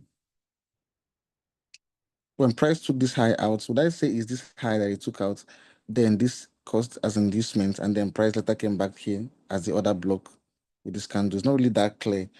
I don't know if I'm going to go lower or the lower time frame to get this thing, but it's not really that clear here. That's the reversal concept is not really clear for GBP JPY. But all you need to know was that on the daily time frame, it triggered the zone we're expecting a reversal to come in, which is the daily time frame zone. So the last high in the market, if this was your lower time frame analysis, your take profit level for the market would be here. So because you're expecting the reversal to come here, so the reversal here, and you mark it out, your target will be here. It means that your market hits this target, your overall bias for the market is going to be bullish. Now, once this zone triggered, I'm trying to see if there was some kind of confirmation here or if it was news that triggered. I don't know if some kind of manipulation or something, but I wouldn't really call it a manipulation. Maybe market will still give me a good confirmation. Maybe this zone will still end up getting tapped. That this other block level here. I will take this as a structure shift. I will take this as inducement. Then probably market will still come back and tap into this POI. But that is one thing that I want to tell you. So now, if the confirmation happens, I'm expecting market to buy until this high here gets taken out. So that is basically directional bias. Go to the daily time frame, spot zones you would expect reversals to come into the market from. So basically, either you apply the same analysis that you would normally do on the lower time frames on the higher time frames, or imagine here also we have this clear break of structure, market gave inducement and took out the high here, and then price eventually came out and then triggered our OB. So once this happens, take profit level will still be to take out the last high here. So what it means is that when market triggers this zone, you focus on looking for buys until market eventually gets the final target. So that is basically the same thing that you normally do on your lower time frames. You can also apply on the higher time frames. The thing is that on the higher time frames, it will take a longer period of time for the target to be hit than it would take for the market to hit on the lower time frame. So if you go to 1 hour time frame, would I say this was this thing here. So I would say the confirmation is basically when price did this and then came back to this OB level here. That's the confirmation I needed in the market. After that, we now kept looking for more buys. So when this high gets taken out and this high gets taken out here, market gives us inducement. The nearest POI is this breaker block here. So that's the second entry. So you just keep looking for trades in that direction. Another this thing. This high gets taken out. This high gets taken out. Double break of structure, inducements, other block.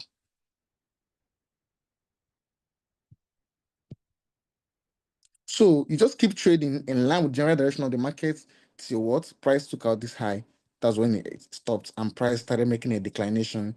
After that declination, you get more entries, and so that's basically, so it's not hard. Trust me. All you have to do is what to go to. All you have to do is to what to go to higher time frames and then get what the market is seeing on the higher time frames. You can apply. Someone is telling me to do pips calculation and risk management. How? As how now? As how now?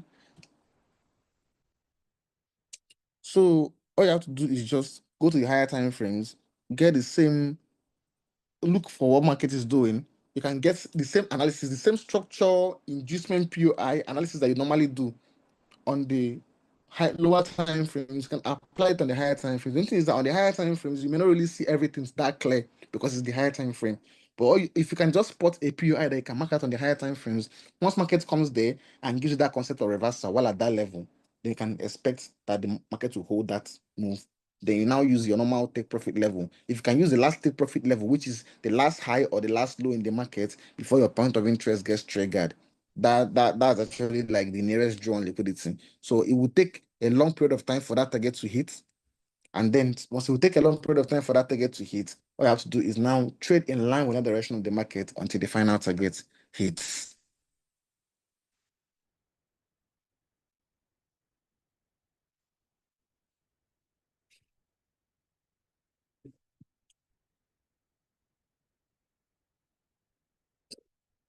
So you see, I should analyze for a downtrend. Not really had downtrends like that. Have I? I had downtrends. Because mostly not on a downtrend. Okay. For a downtrend, I can say this is a clear downtrend. This is a structure shift to the downside. So if this was the downtrend you're talking about, structure shift to the downside, the low of the structure shift ended here. So when price give us this pullback, this candle week, and still proceeded to take out the low, we got our inducement. So with the rules of picking a point of interest, we would expect market to come and trigger this breaker block. So this is daily time frame. So the moment price does that and triggers this breaker block, we have already gotten the next move to the downside being what? Being bearish. So once we do that, you can now target that market is going to sell. So this is trend line liquidity here. So market will probably sell till this low gets taken out. So this is the same analysis I would normally apply on the higher time, on the lower time frames. I will also apply on the higher time frames. So what it means is that once this triggers, see, you can clearly see when market triggered this zone, it pushed down, but eventually pushed up again. That push up is that confirmation, that reversal concept. So once that happens, you now go to your lower time frames and you now start looking for trades to the downside until price eventually completes the cycle of the downtrend. The same thing you apply on your higher time frames, the same thing that you can also apply on your lower time frames. Since you can apply on lower time frames, since you can also apply on your higher time frames. So it's not really difficult. Once you go to the daily time frame, you can apply the same analysis everywhere. This is let's say structure shifts. This is how it was taken. This is an inducement. Price pushed up and eventually came to trigger this breaker block. Was the breaker block triggered? Price made this move and then pushed back down with this bearish move here. This is when market gave us that structure shift inducement and POI on the lower time frames. So based on the rules of picking a point of interest and taking our profit in the market, if we check, you can clearly see trend line liquidity here for take profits.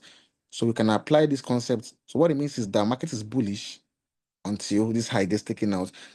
Or if I keep going over and it's the same thing, daily time frame there are candlesticks too. The same analysis that you can apply on lower time frames, you can also apply on your higher time frames. The thing is that you just have to look, just shrink your chart and look. If you open up your chart, it's very clear. But what it means is that it will take a longer period of time for this target to hit. This is a daily candle. So it took 1, 2, 3, 4, 5, 6, 7, 8, 9, 10, 11, 12.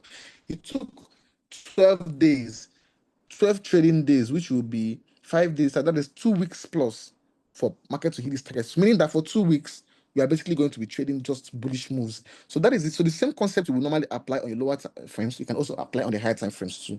Just that whenever you get that and you get the confirmation, when price triggers that daily time frame POIs, go to your lower time frame for confirmation, which is to get the same concept I taught you guys, reversal concept and the valid POI. Once you get that, you can now be trading any time frame you want, but you're trading that time frame in line with the current direction of the market on the higher time frames. You trade it until the final target that you already have on the higher time frame gets hit.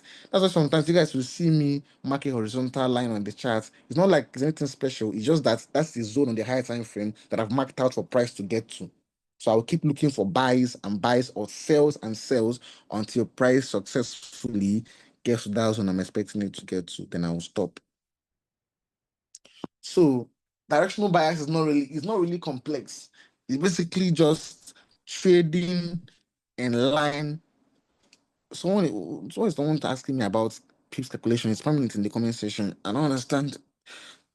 Go to the YouTube and watch it now. God. So that is basically how I've been teaching for 1 hour, 30 something minutes.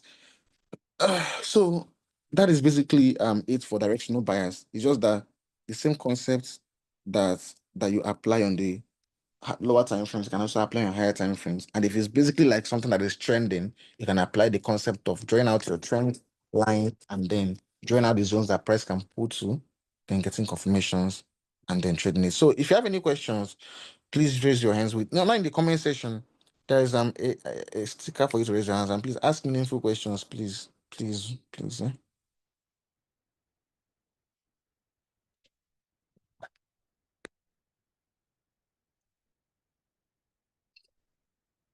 Okay. Western West.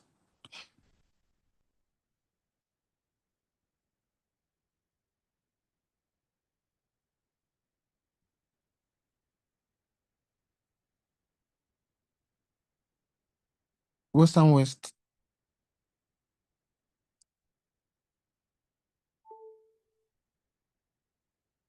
Okay. You're not unmuting yourself. Ugochukwu Gifts.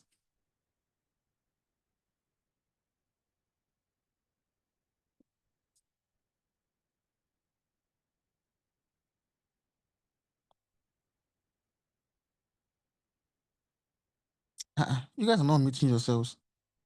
Kochuku gifts.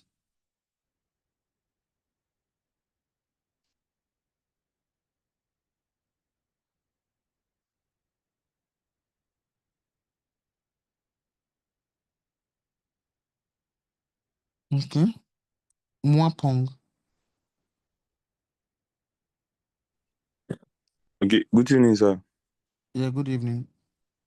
Please, I saw a situation on GBP JPY where on a daily time frame. Please, can you share your screen? Where you're having the buys, the first place you're showing on GBP JPY where you're having the buy.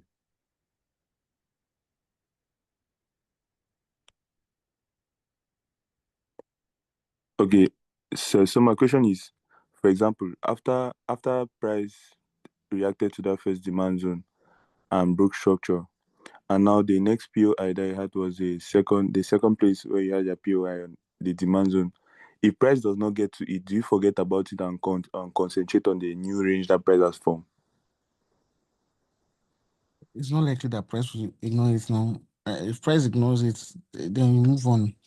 But you most likely just have to wait for it to trigger. You won't enter the market without a POI getting. That's why they have a POI for a reason.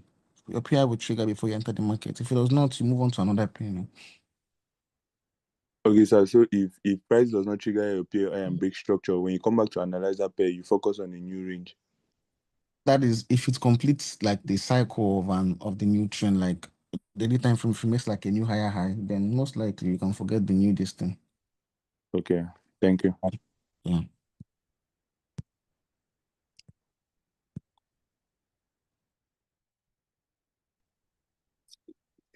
Hello. Good evening. Can you hear me? Yeah, I can hear you. So I have two questions. First of all, I would like to ask, when you're using inducements, it's it. Let's say you have your inducement and just a week takes it out, not the full body cover. Is that still a valid inducement? Has to take out the MS. If it's an MSS or double break of structure and they can't do closes, the zone that they can't do closed, the inducement should be able to break that zone with a body candle and close above it with a body candle. That makes the valid inducement. So if it's just the week that takes out the eye, that's not valid. That should be a body. Okay, that's very okay. My second question is if you have an MSS marked out, and you have your inducement already, then you have your POI, let's say it's a breaker or an order block. And maybe price does not get there immediately. But then on the way up, because let's say it's a bullish market, on the way up, price forms another DBOS on the way up. So do you still stick to your POI for that MSS, or you invalidate and look for entries with the trend? First of all, MSS and DBOS are for two different things. Now, MSS is for reversals and DBOS is for continuations. Now, in a scenario where you're expecting a first-time reversal, there's no way you can start trading DBOS without an MSS, first of all, completing his work by confirming a reversal. So if you get an MSS and then a DBOS gets formed before the POI of the MSS gets triggered, but what you're looking for is reversal for the first time, you focus on that MSS POI first. But if market already gave you that reversal concept and then triggered the PO and is now moving up, then it gives you another MSS on the way, but continues to give you like more DBOS. You will focus on the DBOS because you're trading continuations and DBOS for continuations and MSS for reversals. So it depends on the particular thing that you're looking for. That or it now whatever you're looking for will tell you the concept you're going to use and trade it.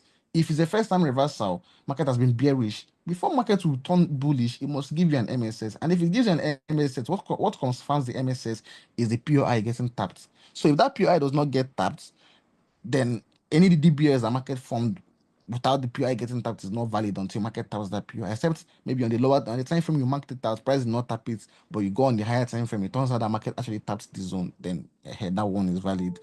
But if market did not tap the POI at all for the MSS, wait for it to be tapped, even if more structures has been broken or market made more zones. Okay, thank you. Sorry, one more question. Sorry.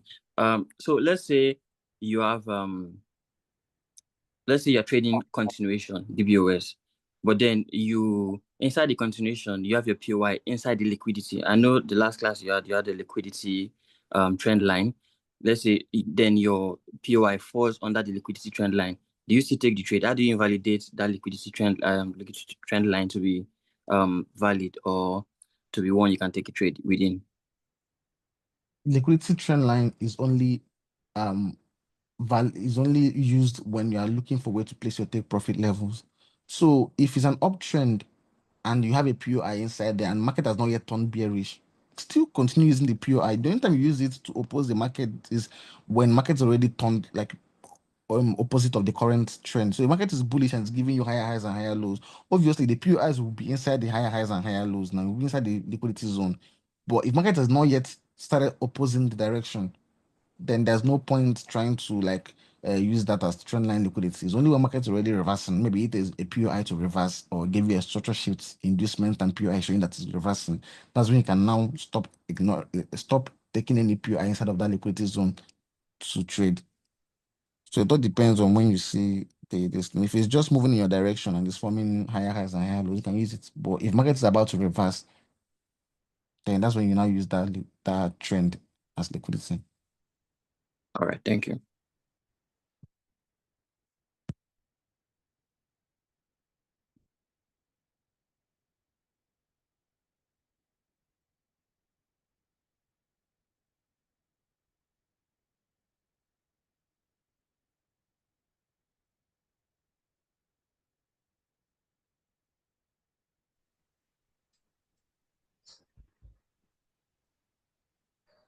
Hello. Hello? Yeah, hello. Yeah, good evening. Yeah, good evening. Okay, so my question is on that GPT JP1. Please, can you put your screen on the chat? Okay, so this the first trade you took, right? If you notice that price broke structure, then give us the first pullback, and the pullback took that high. Then why did you consider the other low as your POI instead of the breaker block? Yeah, I'm coming. Now, this is a continuation trade. So the continuation trade is basically going to be double breakout structure. So when this high got taken out and this pullback happened, this other high here has not yet been taken out. So I considered when this high got taken out as a double breakout structure because the market is already bullish. So if market is bullish, you'd expect a double breakout structure. So when this high here got taken out and price closed above, that's when I considered a valid double breakout structure. So the pullback is this one that takes out the high again, and this is a valid OB. Okay. Okay. Yeah, Thank and yeah. Please, you guys should focus your questions on general things and not telling me to go to my chat and go to my chat and go to my chat and go to my chat. I can't keep going between the chat and coming back and coming back. Anything you don't really understand, just open your chat. It's going to be there. You understand? Just ask general questions on what's confusing to you about the strategy itself, not a particular chart itself. The whole strategy, the whole concept. If I'm going to my chat, I'm going to my chat, I'm going to my. It's not going to fix up the general things you have. You understand? It's not really every trade I take. You understand? I have more experience. Do you understand? Just ask questions like based on the general stuff. So that other people can ask questions also. Because I've been teaching for close to 2 hours. So I can be able to get other people's questions. I can't be going to the chat and coming back, going to chat and coming back. Ask questions in line with the strategy. Good evening. Yeah, good evening. So my question is, I have two questions. First is on the structure part. Now, for the structure, you said we should, we are trading a reversal, we should wait for the candle to close before we look for the inducement. So I've seen a scenario where the candle closed and another candle formed above it. It also closed, but the next candle that came went lower and maybe tapped another block around there. Then it now came back to react from the went lower and tapped the breaker block. Then now came back and tapped from the other block. Now, My question is because do you use premium and discount concept, or it is whenever we see that concept that you said, we can just directly go into, or we can actually also apply premium and discount strategy? That's number one. I Then don't, I number don't, okay. okay, No, continue. okay. Then number two, if we get a break of structure and we are supposed to look for double break of structure, and let's say we got multiple break of structure and the candle closed above the recent high, or just a little difference. It didn't like close too much, just a little close. Then it created inducement around that zone. Should we consider that recent one as our, because you said we should look for the nearest POI. Now, in that scenario, we see that it still falls under the premium and discount. We see that it's very, very close. It has not mitigated any of those breaker block or whatever POI. Should we look at that point, or we should look at where the double break of structure started instead of considering the multiple breaks with that small candle close? Now, first of all, anything that I did not teach, I don't trade it. So as long as I did not mention premium and discount, I don't trade that. Secondly, whichever zone in the market gets taken out, it's not just a double break of structure. If it's multiple and price closes above any zone, whether slightly or hugely or whichever way it does, as long as it's valid and closes above that zone, gives an inducement, the nearest POI is what you're going to pick. Most of the time, the POIs actually stay on the same line. Like the nearest POI and they maybe like the other one below.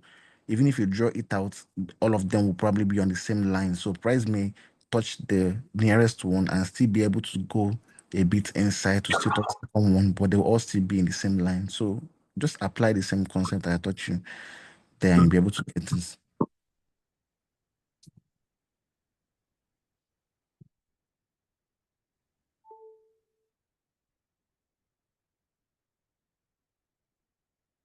Steven.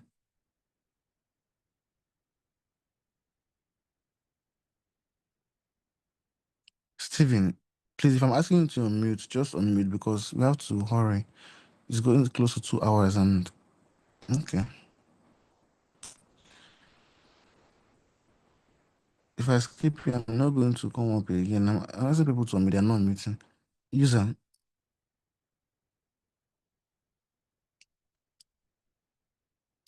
please, if I ask you to unmute yourself and ask the question.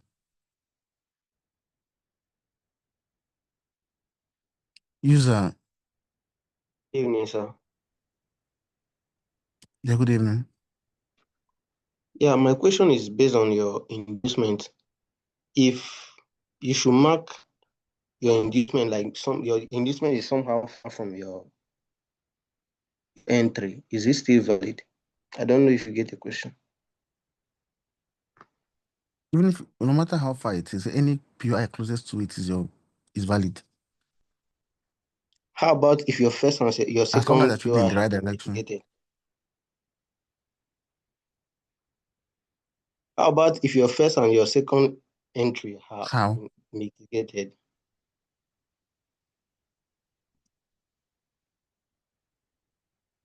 So are you hearing me? I can hear what you say. What I mean is that if your inducement is far, let's say your valid entry is your order block, which is the first entry and the second entry have been mitigated, and your other block is your only valid entry. So You pick the other block now. okay, using the other block with the inducement, will it see the valid or not? That's what I mean. Yes, now why will it not be valid? It's the closest POI to the Okay. Oh, it will be valid. Why won't it be valid? It will be valid now. As long as you're trading in the right direction. It does not see, guys. It does not matter the the behavior that market used when it was breaking your structure. It does not matter the behavior used in forming your inducement. It does not matter even if you did backflip to form your inducement and it did front flip to even if it's 100 kilometers, as long as you've analyzed your trade, because I don't really understand most of people's trade. As long as you've analyzed your trade, you got your direction correct, you got your market structure shift correct, you marked out every possible point of interest, then there is an inducement. The inducement is the pullback that market will give you after the double break or structure candle closes, or after the MSS candle closes. That retracement into that direction it came from, that small retracement, or even if it's a huge retracement, before market will eventually go out and take out that candle that caused that MSS or double break or structure. That is your inducement. I don't really understand how I have to explain something again. If you're having difficulties with inducement, I see someone asking the question, go and rewatch the videos, backtest the inducements. Like I can't, even if I stay explaining it from today to next year, if you don't go to the chat and forward test and get your own experience, you will never understand what I'm teaching. I don't understand how else to explain this. I've tried every possible way to, even today's class, I still drew it out and explained this. It does not matter what market did before any of these things happened. As long as it happens, and as long as it follows your concepts and your confluences that you need to take a trade, then take the trade. There's really nothing more. We're not complicating anything here. Uh, like we are not focusing on how far price it took to come to any POI, or how long it takes, or no, that's overcomplicating things. So please, if your question is based off of all these things, please remove your hand so I can answer the question of the people that actually have questions in regards to the strategy, because I don't really understand. Like, stop inventing things, stop inventing ways that market will react. Is You guys are complicating a lot of things, and I wanted to say something by the end of the class, like when people have finished their questions. But now I don't really the first question, second question, third questions, they are not really following up. Do you understand? So if your question is actually very serious about what I thought, but if you guys follow this and reach 11, or it's even like 2 hours already, I will do this thing, and then we'll meet another person. Right. Yes, you still need your own personal experience with this to actually Hello, understand sir. very well. Yeah, Hello, sir. hello. Good evening. Yeah, hello. Good evening. Okay. I showing that Sir, be a I have tactic. like, I'm muted on the Hello? I'm muted on expected. Me get me Hello? not work on me. I I have showing to that Please, if be you're, a no who hello? they talk now. Please no talk So to no. me. what is for the equal highs Hello? and equal lows? I What is said the Hello? mark. liquidity? This is your first entry. Hello? Hello, sir. Second entry. For example, first entry no closer to your inducement. Hello, Yeah, who sir. is In an talking? price able mitigate first entry. So who is talking? I don't even know who they talk. Hello, sir, please. I'm What so is for the equal confused. high and equal low? The liquidity is a bit like Ah, for the I equal beg, high and if equal you're low, the liquidity one is a bit higher than the other. Should I still count it as an equal high? how?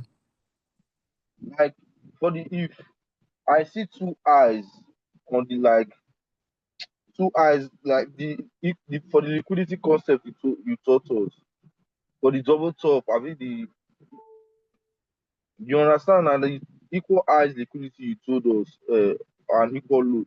If one is a bit smaller, like slightly smaller, should I still count Is it as an equal eye? is asking is asking if he sees two highs, and for liquidity concepts, and one is higher than the other, is it an equal high? When I was teaching, when I was teaching types of liquidity, when I was teaching types of liquidity, I remember. Uh,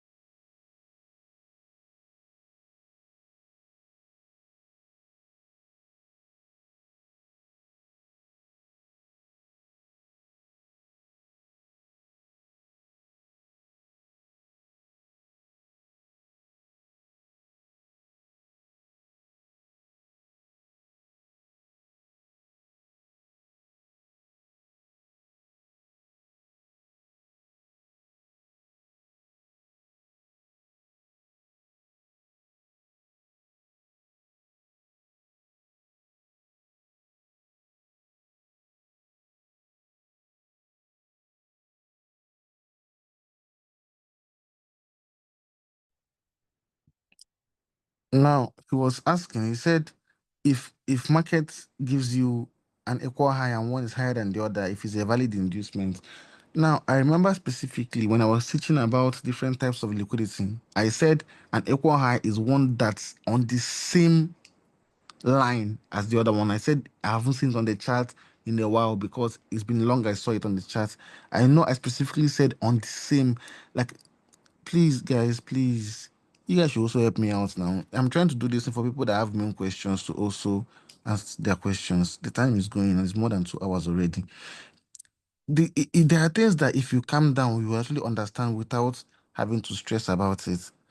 I said on the same line, on the video, I said it when I was teaching now. I said I haven't seen it on the charts in a while because it has to be on the same line. I even drew it with the line. So obviously, if market does not follow what I said, it's not a valid liquidity.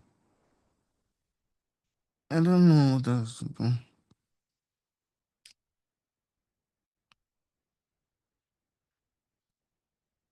And I'm trying to take people's questions. Like I said, I'll start doing after this now, not take questions, because now the questions are not even going with what I just did this thing. I was expecting people that were ask. There's one person that asked a question in the first class. I was like, guy, this is the kind of question I want. I've forgotten the person. I don't know if it's this class or something. But yeah, Moses Joseph, please.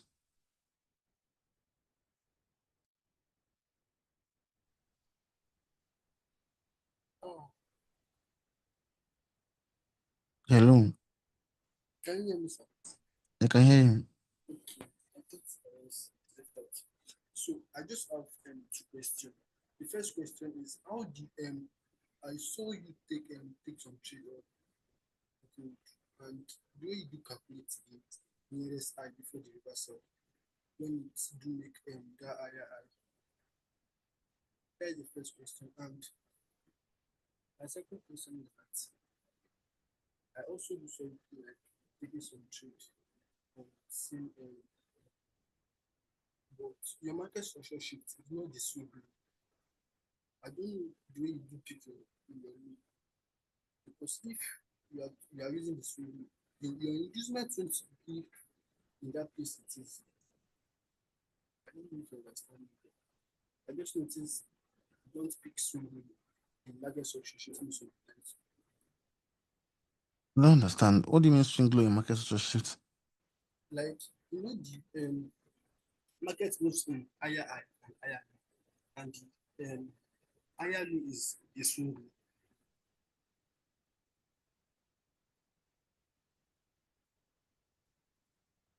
I don't understand. Okay, let me put it this way. On maybe the process of market creating the market structure shift, right? It's supposed to take out the last low. But there's a particular trade I saw. It did not take the last low. It did not take the last low before you mark the inducement. Then it was about like 2 to 3 point of interest. Now pick the last point of interest. I just wish I could share my screenshots so you could see it. Either the time frame I marked it from is not the time frame I got the entry from or the structure from, or you are just I don't understand. But see, I've never marked a structure shift is basically a deviation from the current pattern of the This or particular question, I even sent it to your DM. see it says it's my own chart typing. Screenshot the chart and send to me now. Let me see.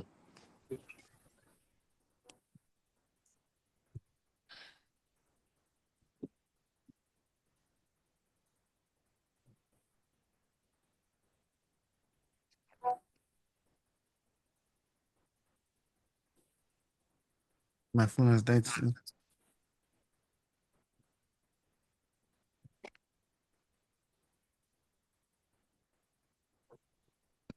Have you seen it? Wait.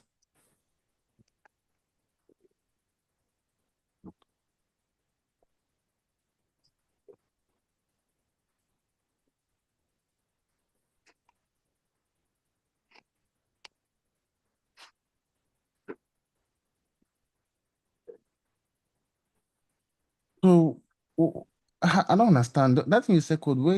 Where exactly is the question from? I don't really understand. You check it now. This is the last screenshot I sent. You said it's my trade. Okay, wait, the last screenshot. Wait.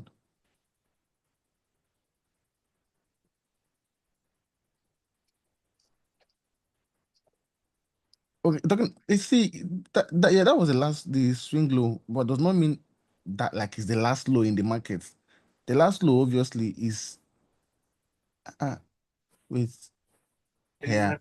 If it's the last low, the market is correct now. The analysis is correct. The low there was taken out. Market closed below there. The pullback is the inducement. The nearest PI is the other block I marked. The analysis is correct. What are you talking about? Like, guys, let me send this screenshot to you guys now. No, you said the market structure is after the last low. If you break the last low and you not use the last low as the market structure shift, that's why I was This last asking. low. I said Because the inducement did not come after the last low. I said an inducement is gotten after a market structure shift. I don't wait. I'm coming. I will show this thing to the people here. The reason I answer because I don't understand if the same class all of us. Wait, I'm coming.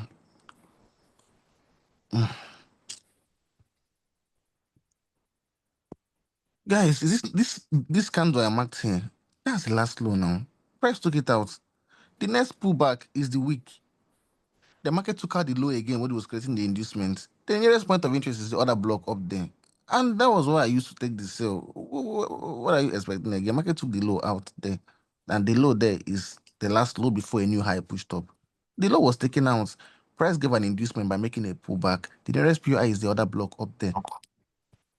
Is this not? You guys can see the chart. I mean, is that not? Is that not this thing?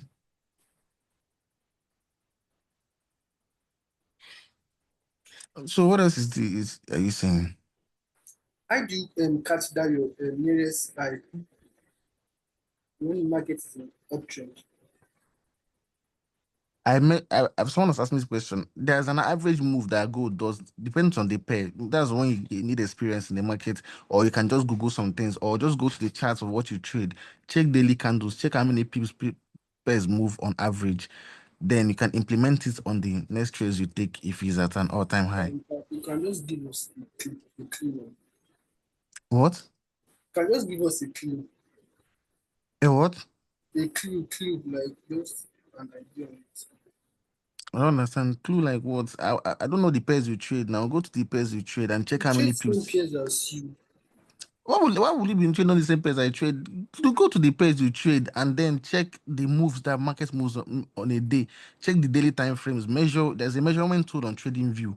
Measure from the open of the day to the closure of the day, and you get the average move your pair makes daily. So if a new day comes, you already know how many pips you're expecting the market to move. So if you get a POI, your pips movement will be at there, and it's only for all-time highs.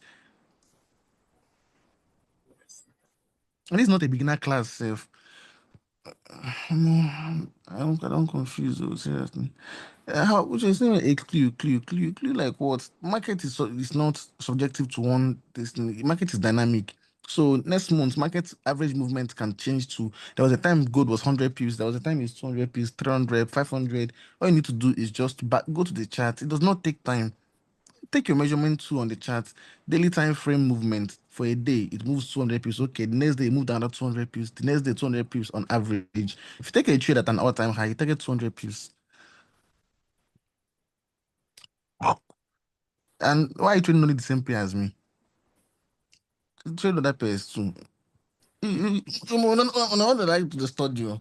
Because if you study, this thing is not going to be hard. Plus, I have experience. I've seen the same thing. Nah, guy, I don't.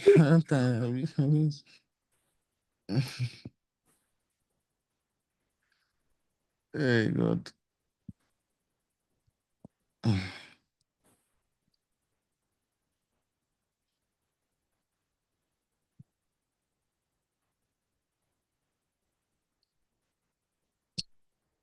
Yeah, I'm asking someone to unmute themselves, please. Because it's 11 o'clock. I started teaching from 9, it's 10, 11, it's 2 hours something.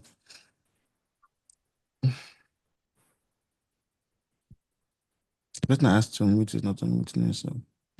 Prince, Good evening, sir. yeah, good evening.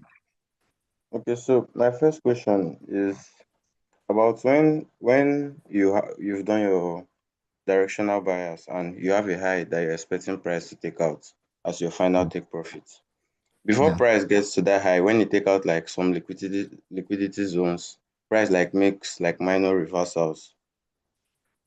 So when we get those reversals, if we want to when we want to continue trading back up, do we like still use double break or structure, or can we use market structure shifts when price like makes those reversals like at the end?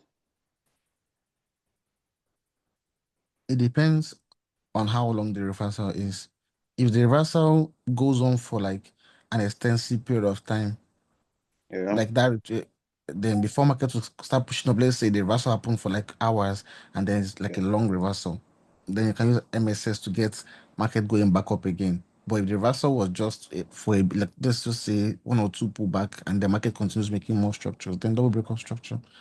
But if Okay, it's then when, because sometimes when you have your inducement and you have maybe you have your inducement and you have your breaker block, some of the times in the market just goes out, take the most recent high and come back to use the place you entered from as inducement and take a POI from below, even when there was an inducement before that one. then you picked the wrong break now. You're not paying attention to the first double break of structure, the first MSS. Are picking from the recent one and not the one that actually like started the whole thing to have the first structure. Okay, sir. Just Thank just, you. just pick your structure well. Okay, thank you, sir.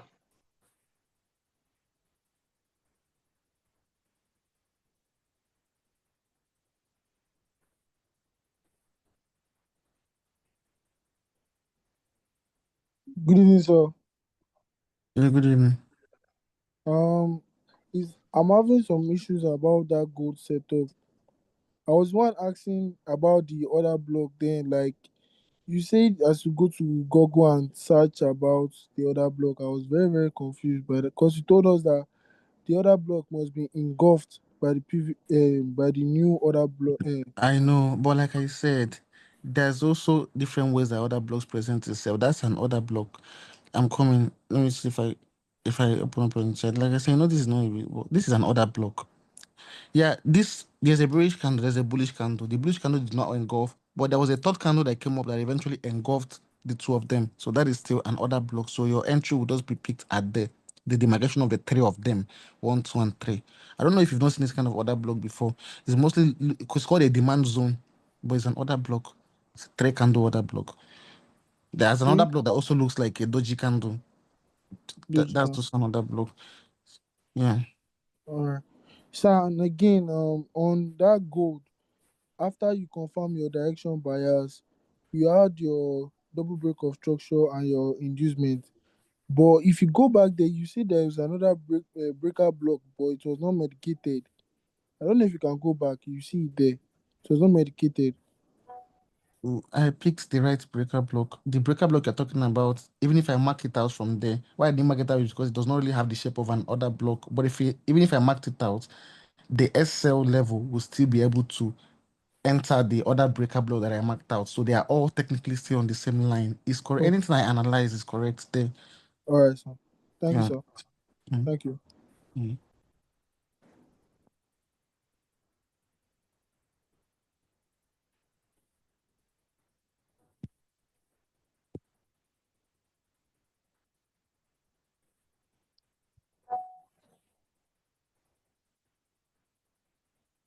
I'll be going off soon. I'm going to open up that group. All So right.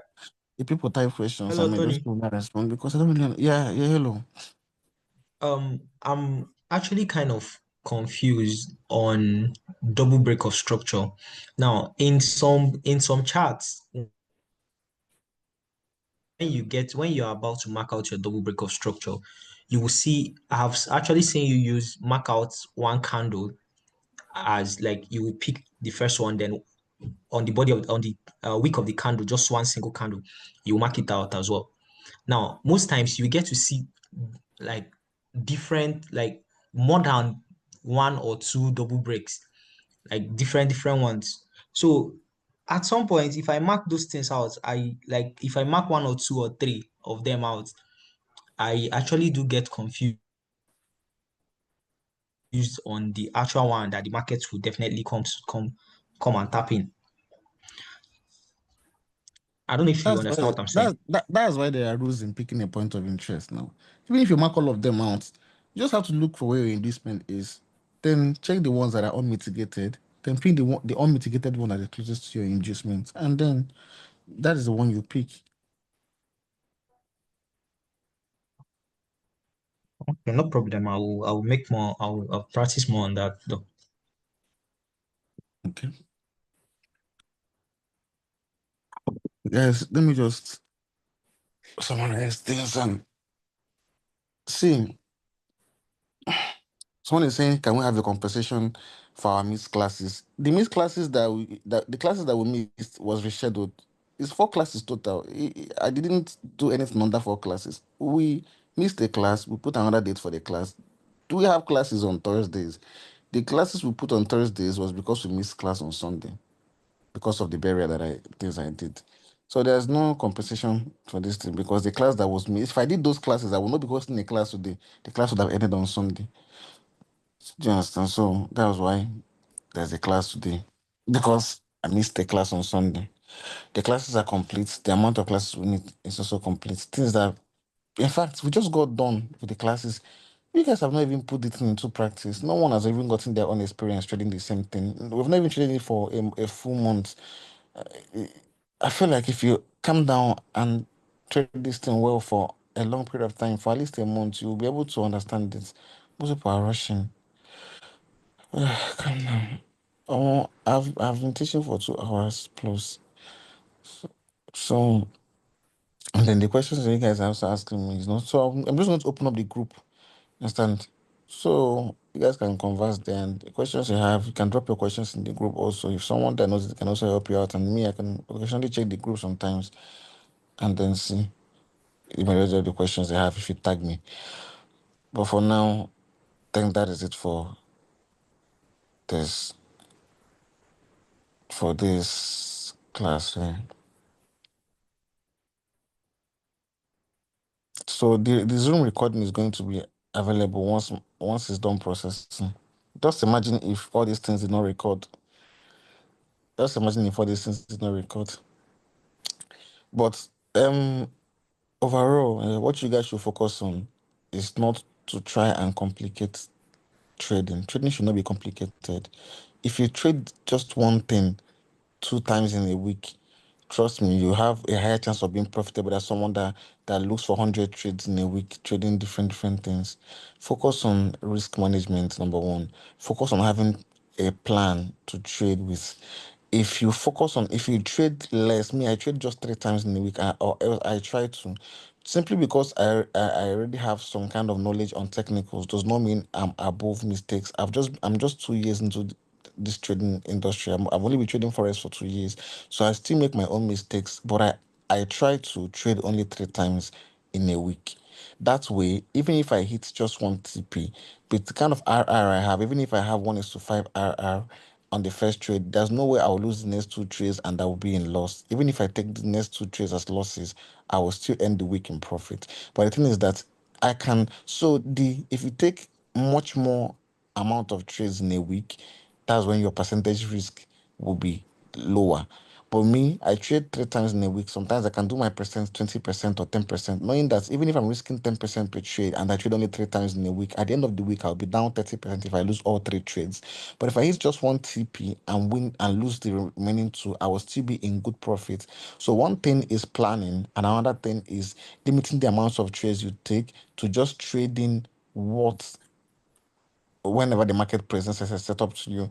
So that way your mind will be calm, so you can actually trade well. And at the same time, you've already planned everything. I have a plan for when the market, for when I hit 2 losses. I have the plan for when I hit 1 loss. I have the plan for when I hit 3 TPs. I have a plan. That's why I'm able to scale up. I plan everything I do. If I open up my notes, I have a plan for trading $100 account, 1K, 2K, 5K for me. So at the end of the day, I have a target that I'm meant to hit. I have a plan of what happens when I hit 2 TPs and 1 SL. I have a plan on how many withdrawals I'm making. Those things will help you go fund. At the end of the day, you need capital as a trader. Forget all these things that we do. One of the reasons why you see me stacking positions sometimes is just because I'm trying to scale up to a level where I can comfortably have a percentage risk and stick to it. If that was the trade I took, I turned $300 to 17K. Eventually, that 17K became my capital. So I can now risk like 10% per trade. If I risk 10% of 17K, that's 1,007. If I do 1 is to 10 risk to reward ratios, that's 17K profit again. We're risking just 1.7 in one trade. I don't have to overdo it. But once I do that, my account is already going to be at 40K. You understand? If I take another trade and I lose 10%, at 40K, 10% of 40K is 4K. If I lose it, I will still have 36K. If I risk another 10% of 36K, that's 36. If I lose it, my account will still be at around 32K, 33K. So can you see how I'm able to still close the week at more than 20K in profit just by sticking to 10% risk per trade? So that's just it. So plan your trades, plan yourself, and then what trade only the concept that you are taught. Do you understand? There's no need adding other things to it. Don't complicate your trading. Make sure you have the market will, like, there's no particular way that market does something. You can watch market give you a break of structure, and before it happens, it will just go straight and break the structure once without any other candle coming out. And on the next time the market breaks structure, it can use two candles. It will try to break the first time and they will not break. Then another candle that will come up will break it. That is still a break of structure. No matter how it happens, as long as it happens, then it's a valid break. So don't complicate things. Just focus on making sure that you've seen what you're looking for. If you actually focus on that, you're not going to complicate yourself. Most of the questions that people are asking me here, they are complicating themselves because they are way focused on me that have been trading the same thing since 2023, the same concept since 2023 till now, trying to get the same amount of experience that I have just in a month of me teaching them one thing. So build your own experience also, but you can use the blueprint that I've already laid out for you guys to now do that. So that is it for this class. I hope you guys enjoyed the class and I hope you guys understood what I taught. Trust me, if you stick to what I taught you guys, it's a proven strategy with a proven track record and it works. It works. So majority of the times that would take losses, even me, I take losses. My losses, if I ashamed to post my loss, if I'm ashamed to post a loss that I take in the market, just one I did not follow my plan. I can wake up in a day and not analyze anything and just feel like markets will go in my direction and I would just fund and I would trade it. If I take that loss, that is not a proper loss because it was not planned. It does not follow how I trade. It's just basically me buying and selling at any place. So avoid trading like that because trading can be addicting. And then if you don't control it, it will control you and it will ruin you if you don't know what you're doing. Plan yourself and stick to the plan. Hope you guys enjoyed the class. And I'm going to open up the group for you guys. And also, once the recording is done processing, I'm going to send it to the group chat also. But for now, till we meet again.